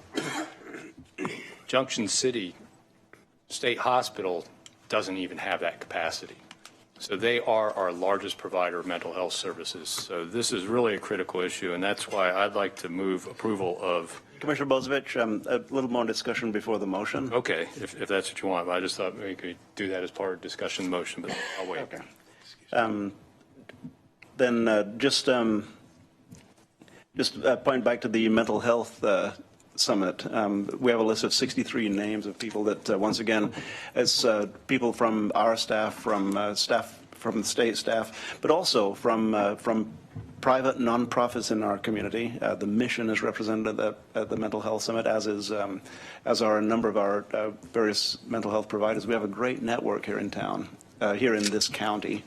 Goes far beyond the town, and I'm pretty excited about how we can leverage the work that we're doing together. After the motion is made, this is so important. I'm going to read the entire text of the motion, of the order. No, I'm not. It's 5 pages long.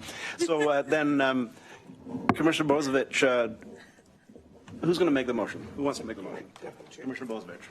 Thank you, and I appreciate being allowed to make the motion, having brought this to the board. I'd like to move approval of orders 1705-2309 and approving our Stepping Up Initiative resolution and placing Lane County amongst other counties that are working to keep people with mental illness out of the jails. Second. Moved by Commissioner Bozievich, seconded by Commissioner Lyken. Discussion to the motion. We've discussed it. There's a lot more discussion, but in order to move this forward and continue the actual work, I will call for the vote. All those in favor, please say aye. Aye. Aye. Passes unanimously. Thank you so much for being here today. Thank you, gentlemen. Thank you all. Thank you. Wow, that is really exciting. That is really cool. Say hello to my sister when you're down there, please.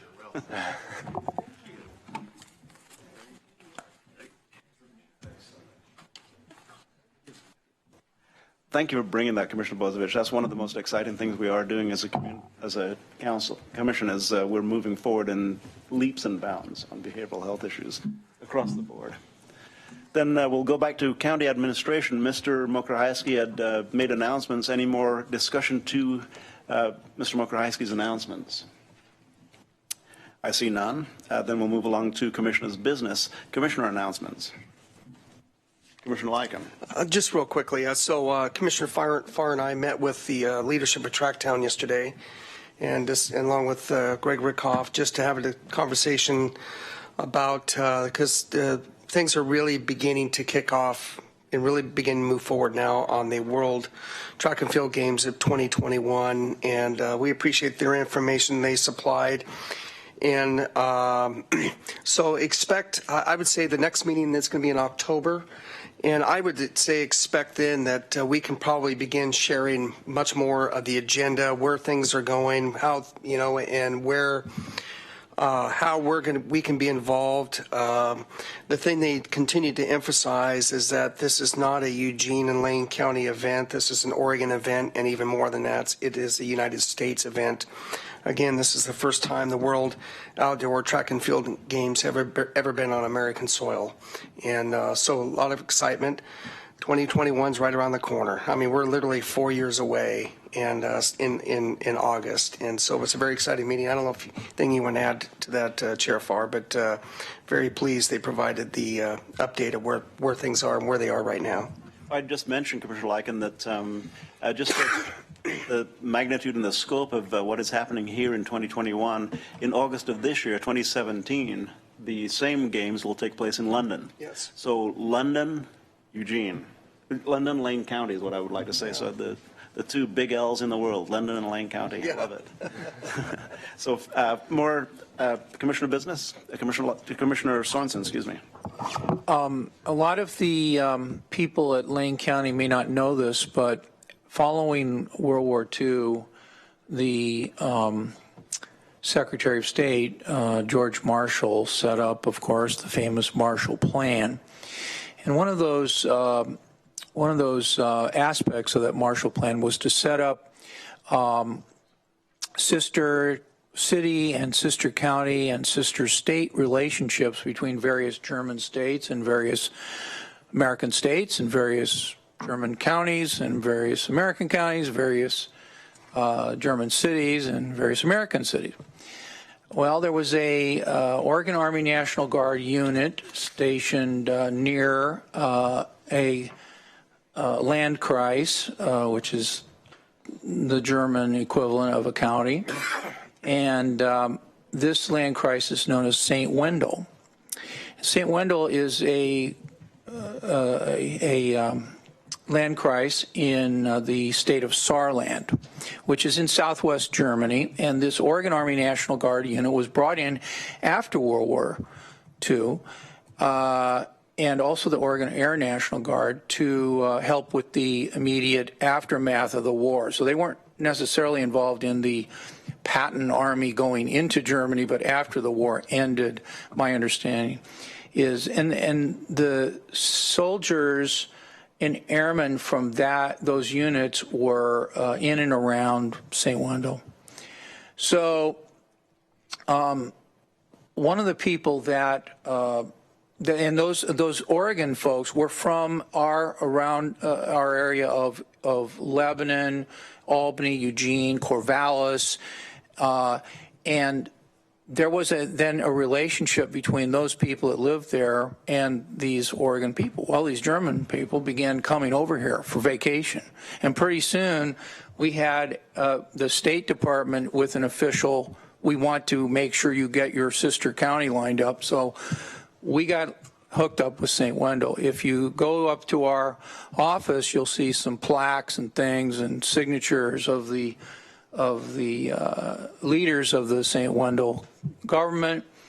Well, I went to St. Wendel. I think there's been three commissioners that have been there, Commissioner Dumdye, Commissioner Rust, myself. And these aren't exactly state visits. We pay for our own airfare and everything.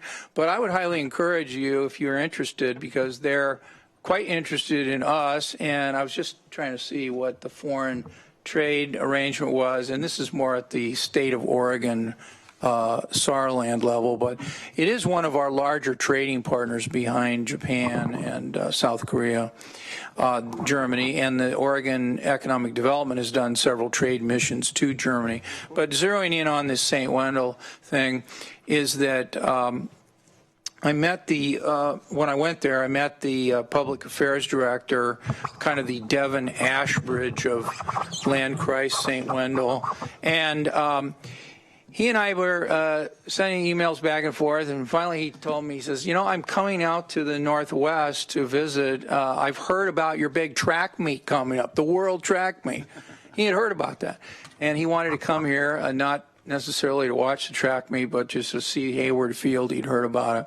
So over the weekend, Hans Joseph Scholl shows up from St. Wendel, and I learned a little bit more about the current economic development efforts because he's been promoted from public information officer to economic development director. And so I learned a little bit more about their economic development efforts, and he got in on some of our cold weather early on the weekend and some really hot weather later. But anyway, it is a nice arrangement. I don't know if anybody currently has gone there besides me, but I would encourage you guys to think about it. Also county staff, because they're quite interested in how we do business as a local government and the improvements that can be made. They have a different system. They have a dominant elected official who kind of runs everything. And then there's a large council, about 20. It's more like Milwaukee County, Wisconsin, really, Is that the Burgermeister? I don't know. And anyway, it's a wonderful relationship. A few years ago, we had a delegation of maybe maybe not 100, maybe 50 people from St. Wendell that came here on an organized tour because they heard about this sister county relationship. So anyway, pass it along for those of you interested. So I think we'll all take a trip there maybe in September. How's that sound? Yeah. Further commissioner business. Commissioner Bozievich? I was just going to say, just real quickly, just when the 2008 Olympic trials were here, we had press from all over the world that came here, and there were some folks from Germany, and I met them over in Springfield. And so Gary and I would have the same title. We're Burgermeisters. So as a mayor, we're Burgermeisters. And he, with his broken English, I told him I was mayor of the city of Springfield. They go, oh, Burgermeister. That's Bergie for sure. Yeah, right? so there you go. Commissioner Bozievich. I just thought I was one because I like hamburgers. So on a little bit more serious note, I want to first appreciate the board for being willing to travel to Florence last Wednesday for the Revision Florence and the property sale issue that was a coastal issue. Thank you for that. On the way back, I think some of the commissioners and staff got involved in a little bit of a traffic jam on the way back. And, we didn't mention this earlier, but with the announcements from the administrator talking about our traffic safety team that's going to be formed, we had another fatality on Highway 126 West, just one of a string. And it's really something that's very sad that that's such a dangerous piece of highway. We have a corridor plan in place that's gone through all the public meetings and development through ODOT, but there's no funding for it. And the one thing I want to encourage folks, and I'm encouraging folks from the Fern Ridge community or anywhere across the county even, as you think about highway safety and where there's engineering fixes to things, the issue for us is resources to carry out those engineering fixes, because they're quite often in the hundreds of millions type fix. That particular corridor is about a 200 million fix. Delta and Beltlines, 260 million. It's not something we can locally fund out of our property tax base. It'd be a huge tax increase to try and have a levy that would fund that. I would encourage all citizens all across Lane County to be talking to their state legislators about the transportation package and the need to get that done, and what that will do for Lane County's road departments, for city road departments. We may not be having to go after CMAQ grants to do safe route to schools if we had a decent transportation package passed, because our share of gas tax that comes directly into our road fund, or approximately 30%, may give us enough to be that funding source. Same thing with the 20% that goes to cities. In addition, they need to be talking with their federal congressional delegates about the infrastructure package that the current administration is talking about. I think they released another blueprint for the budget, which included, what was it, $200 billion for infrastructure spending. Mm-hmm. So between the federal infrastructure package and the state transportation package, we may actually finally have the resources to deal with some of these truly hideously unsafe situations where we're having pedestrians that are unnecessarily harmed because of poor intersections, poor sidewalks, and other issues, and also where we're having motorists, killed and injured because we've got roadways that are too easy to have a center line crossover accident like we had last Wednesday, where a moment of inattention, where you're approaching oncoming traffic at over 100 miles an hour, when you think about the closing speeds, a second of inattention and somebody dies. So I would really encourage folks, they need to be contacting their state legislators. They need to be contacting their federal. We need the funding that we can make these improvements and make our road systems safe. Thank you, Commissioner Bozievich. Commissioner Williams. Thank you, Mr. Chair, and thank you, Mr. Bozievich, for your comments.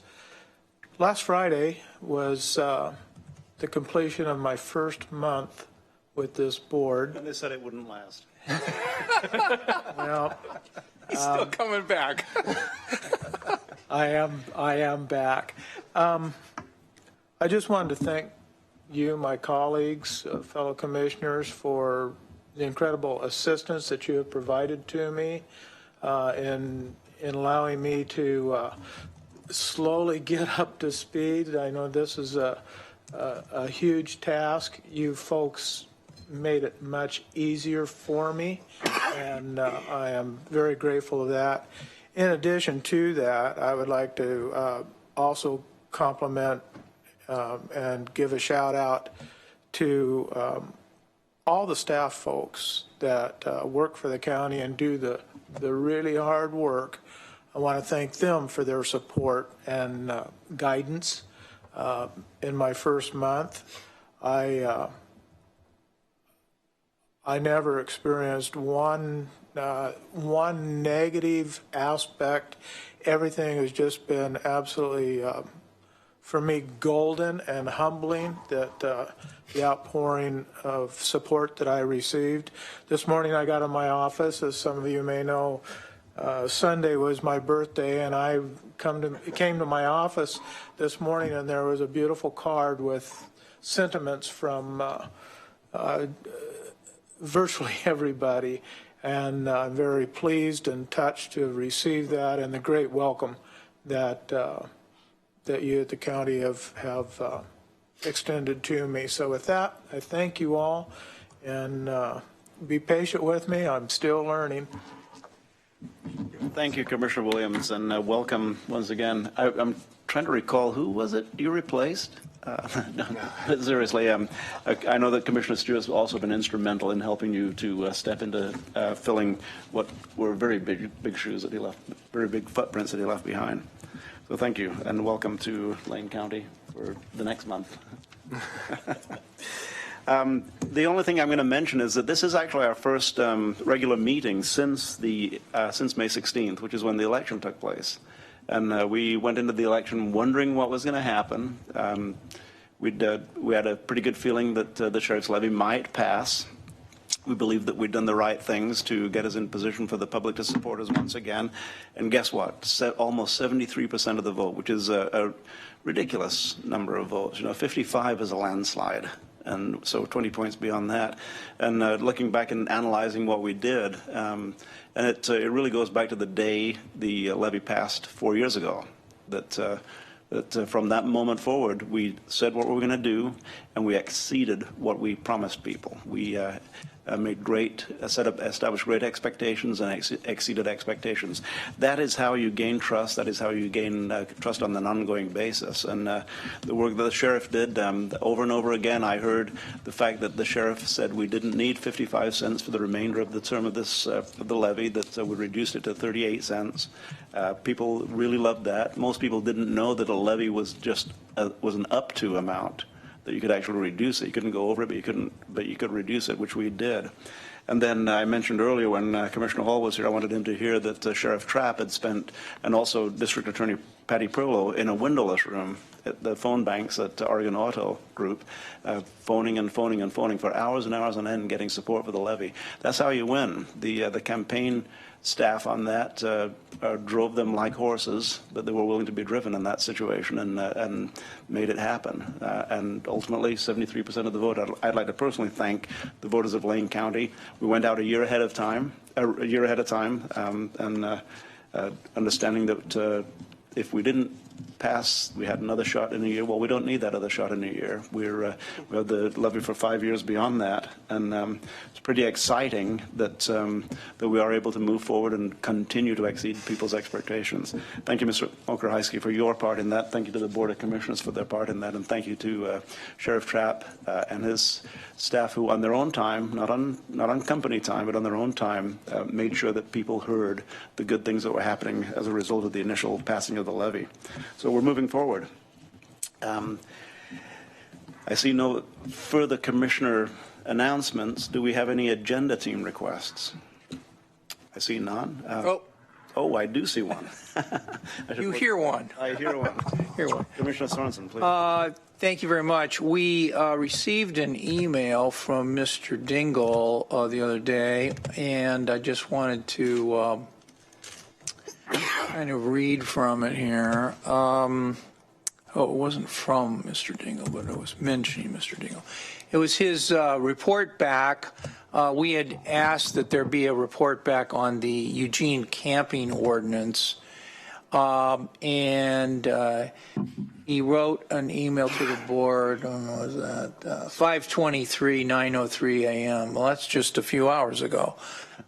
He wrote an email to us that basically said, the agenda team will consider this item closed unless additional direction is given by the board now in a public meeting. So I think that was a way of saying, okay, we followed up on getting you some information you wanted about the Eugene camping ordinance, and they gave us that information, but I was interested in more, what are we going to do here in terms of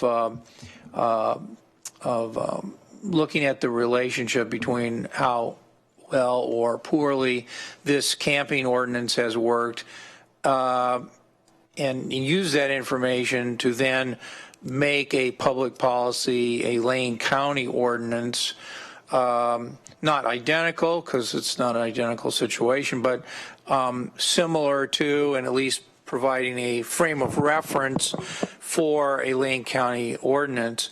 So I would like to suggest that we, look at that language. So Mr. Dingle is basically saying the agenda team will consider this item closed unless additional direction is given by the board. I think we should give that additional direction. I think we should bring this back. I think we should get Mr. Dingle here, and I think we should bring maybe the people mentioned in the memo who probably had something to do with it, Ms. McKinney, Mr. Elsey, maybe not Ms. Jones, but she will follow it via television, and Mr. Rickoff or Mr. Mokrahysky. So I don't want it to die just because he gave us a report about the City of Eugene ordinance. Okay. You're looking for head nods? Yeah. You have one from me for the head nods to bring this item forward for a discussion at the board level. I'm looking at the two Eugene commissioners, and if you want to see this happening, then I'm fine with that. And because I think it's more focused on there. I know we've heard from folks from Calc who came here talking about Springfield, but I'm getting kind of mixed messages when I talk to Mayor Lumberg, and I'm not sure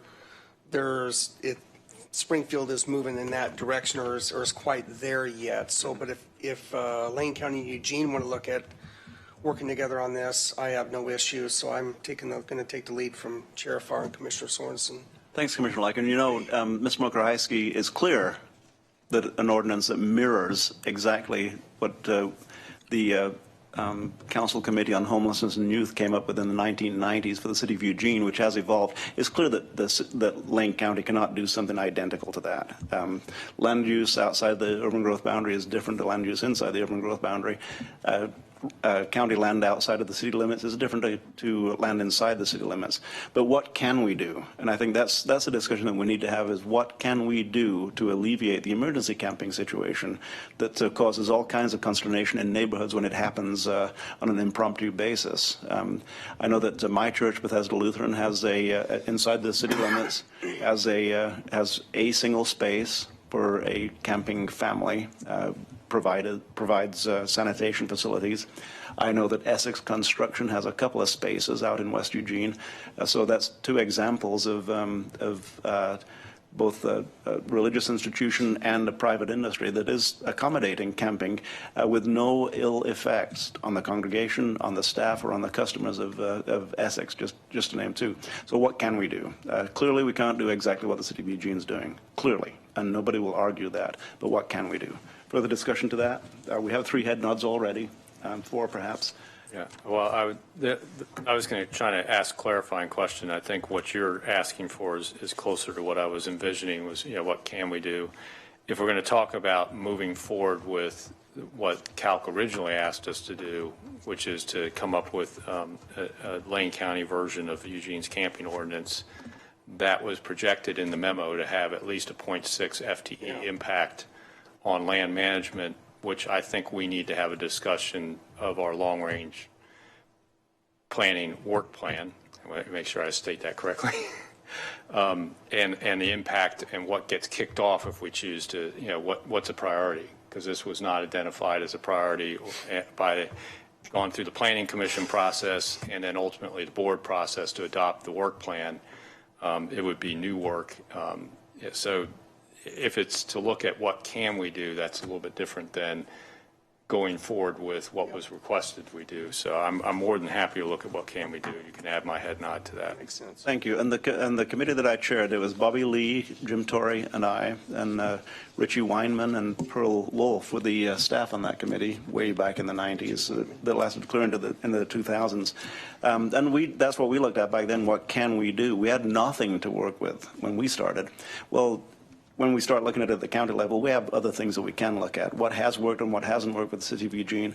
Does their contract with St. Vincent de Paul, is that something that we could tag along to potentially? All kinds of discussions can occur. Clearly, we don't have resources to pump a great deal of staff time into such an effort, but is it something that we can look at, and how can we make it happen? So I think, Ms. Mokrajski, you received head nods on that, and we'll discuss it at the agenda team as to how we move forward with that. Based upon, once again, as Commissioner Bozovich said, what can we do? What is it that is appropriate and possible for Lane County to do to, once again, help to alleviate the camping situation that comes up all the time, sometimes in your neighborhood, sometimes not in your neighborhood, sometimes in somebody else's neighborhood, but always I hear about it because quite often it's in Whitaker or Bethel that it's happening. So. Whitaker, Bethel, or River Road, Commissioner Sorensen. So thank you very much. Any further agenda team requests? Chair Farr, forgot to mention real quickly under announcements. So this week is the Western Interstate Region Conference. So that's the Western counties or the Western states of NACO conferences in Sun River. And if you remember correctly, Lane County is listed as, I believe, a platinum supporter. And so I am attending, and so I'll be there. And because the ONC Association is also presenting on the Friday the 26th, so I'll be attending the conference this week. It's at the tail end of the week over in Sun River. So thank you to Deschutes County for hosting. But so I'll be representing Lane County there. Yeah. Would you like to borrow my kayaks? The Deschutes is a great place for kayaking. You'll call in on the budget. Excellent. Very good. Then we'll move along to a review of assignments. Mr. Mokrajski. Mr. Chair, just the one that I just heard related to an update from County Council on the analysis that's been done on incorporating the Eugene camping ordinance as a county code. So we can bring that forward at a future meeting as early as June 6th or sometime in June, I think would work. Thank you, Ms. Mokrajski. Then before I read us into executive session, we do have need for executive session today. I'm going to mention, reminder, June 1st, we'll be conducting as a board performance auditor interviews. Ms. Shannon Miller, as you all know, is going to be leaving us as of July 31st, excuse me. And the committee, the Performance Audit Committee, established a date of mid-July to have that replacement, her replacement, difficult though that's going to be, her replacement on the job. We're on target to do that June 1st. I think everybody here has said that they will be available on June 1st, which is that's a Thursday. Yeah, Thursday, because I know what May 31st is. That's a big day for me. Then I will read us into executive session. The Board of County Commissioners will meet in executive session to conduct deliberations with persons designated by the governing body to carry on labor negotiations. This executive session is held pursuant to ORS 192.6602D, which allows the Board of Commissioners to meet in executive session for the purposes listed above. Representatives of the news media and designated staff shall be allowed to attend the executive session. All other members of the audience are asked to leave the room.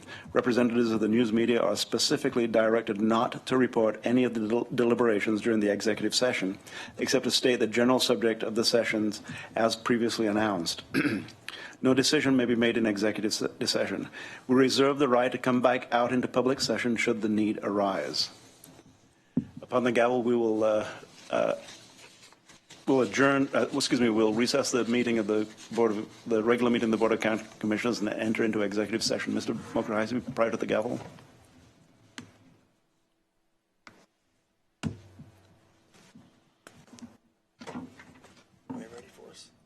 June 1st meeting? I'm getting a note about announcing the June 1st meeting, and I'm... Didn't I just do that? Yes, you did. I thought that was my voice I heard. Thank you. Yeah. Okay. We know the time and place for the meeting, or I spoke to Ms. Jones the other day, and she said, I think it was yesterday, she said, as far as she knew, it was at that time, yesterday, was going to be an all-day thing, but she didn't know within the day how it might be structured. Is there any more conversation about that? There will be more probably prior to the end of this day even. Okay. More information regarding the It's times. 9 a.m. in Harris Hall. Yeah, if she could, or you, Mr. Mokrice, could update us on, is there going to be a break during the day, or is it going to be just straight 9 to 10, or 9 to noon, or 9 We to have 9 to 5, or We have 9 to 26 9? applicants. Oh, And we're 26. gonna review them all. 9 No. to 11, 9 a.m. to 11 a.m., and then 2 p.m. So 9 a.m. to 11, 9 to 11, 9 to 11, 9 to 11, and then 2. So you'll have a break from 11 to 2. a 3-hour break. Right. From 11 to 2. Okay, So that's there'll what be I was. 9 to 10, and then a 10 to 11, Yeah. and then a 2 p.m. Okay, if you could just email all of us, I think that would help us as we prepare for that meeting. Yes. Thanks for that question, Commissioner Sorensen. Upon the gavel, we are adjourned. We are recessed and in executive session.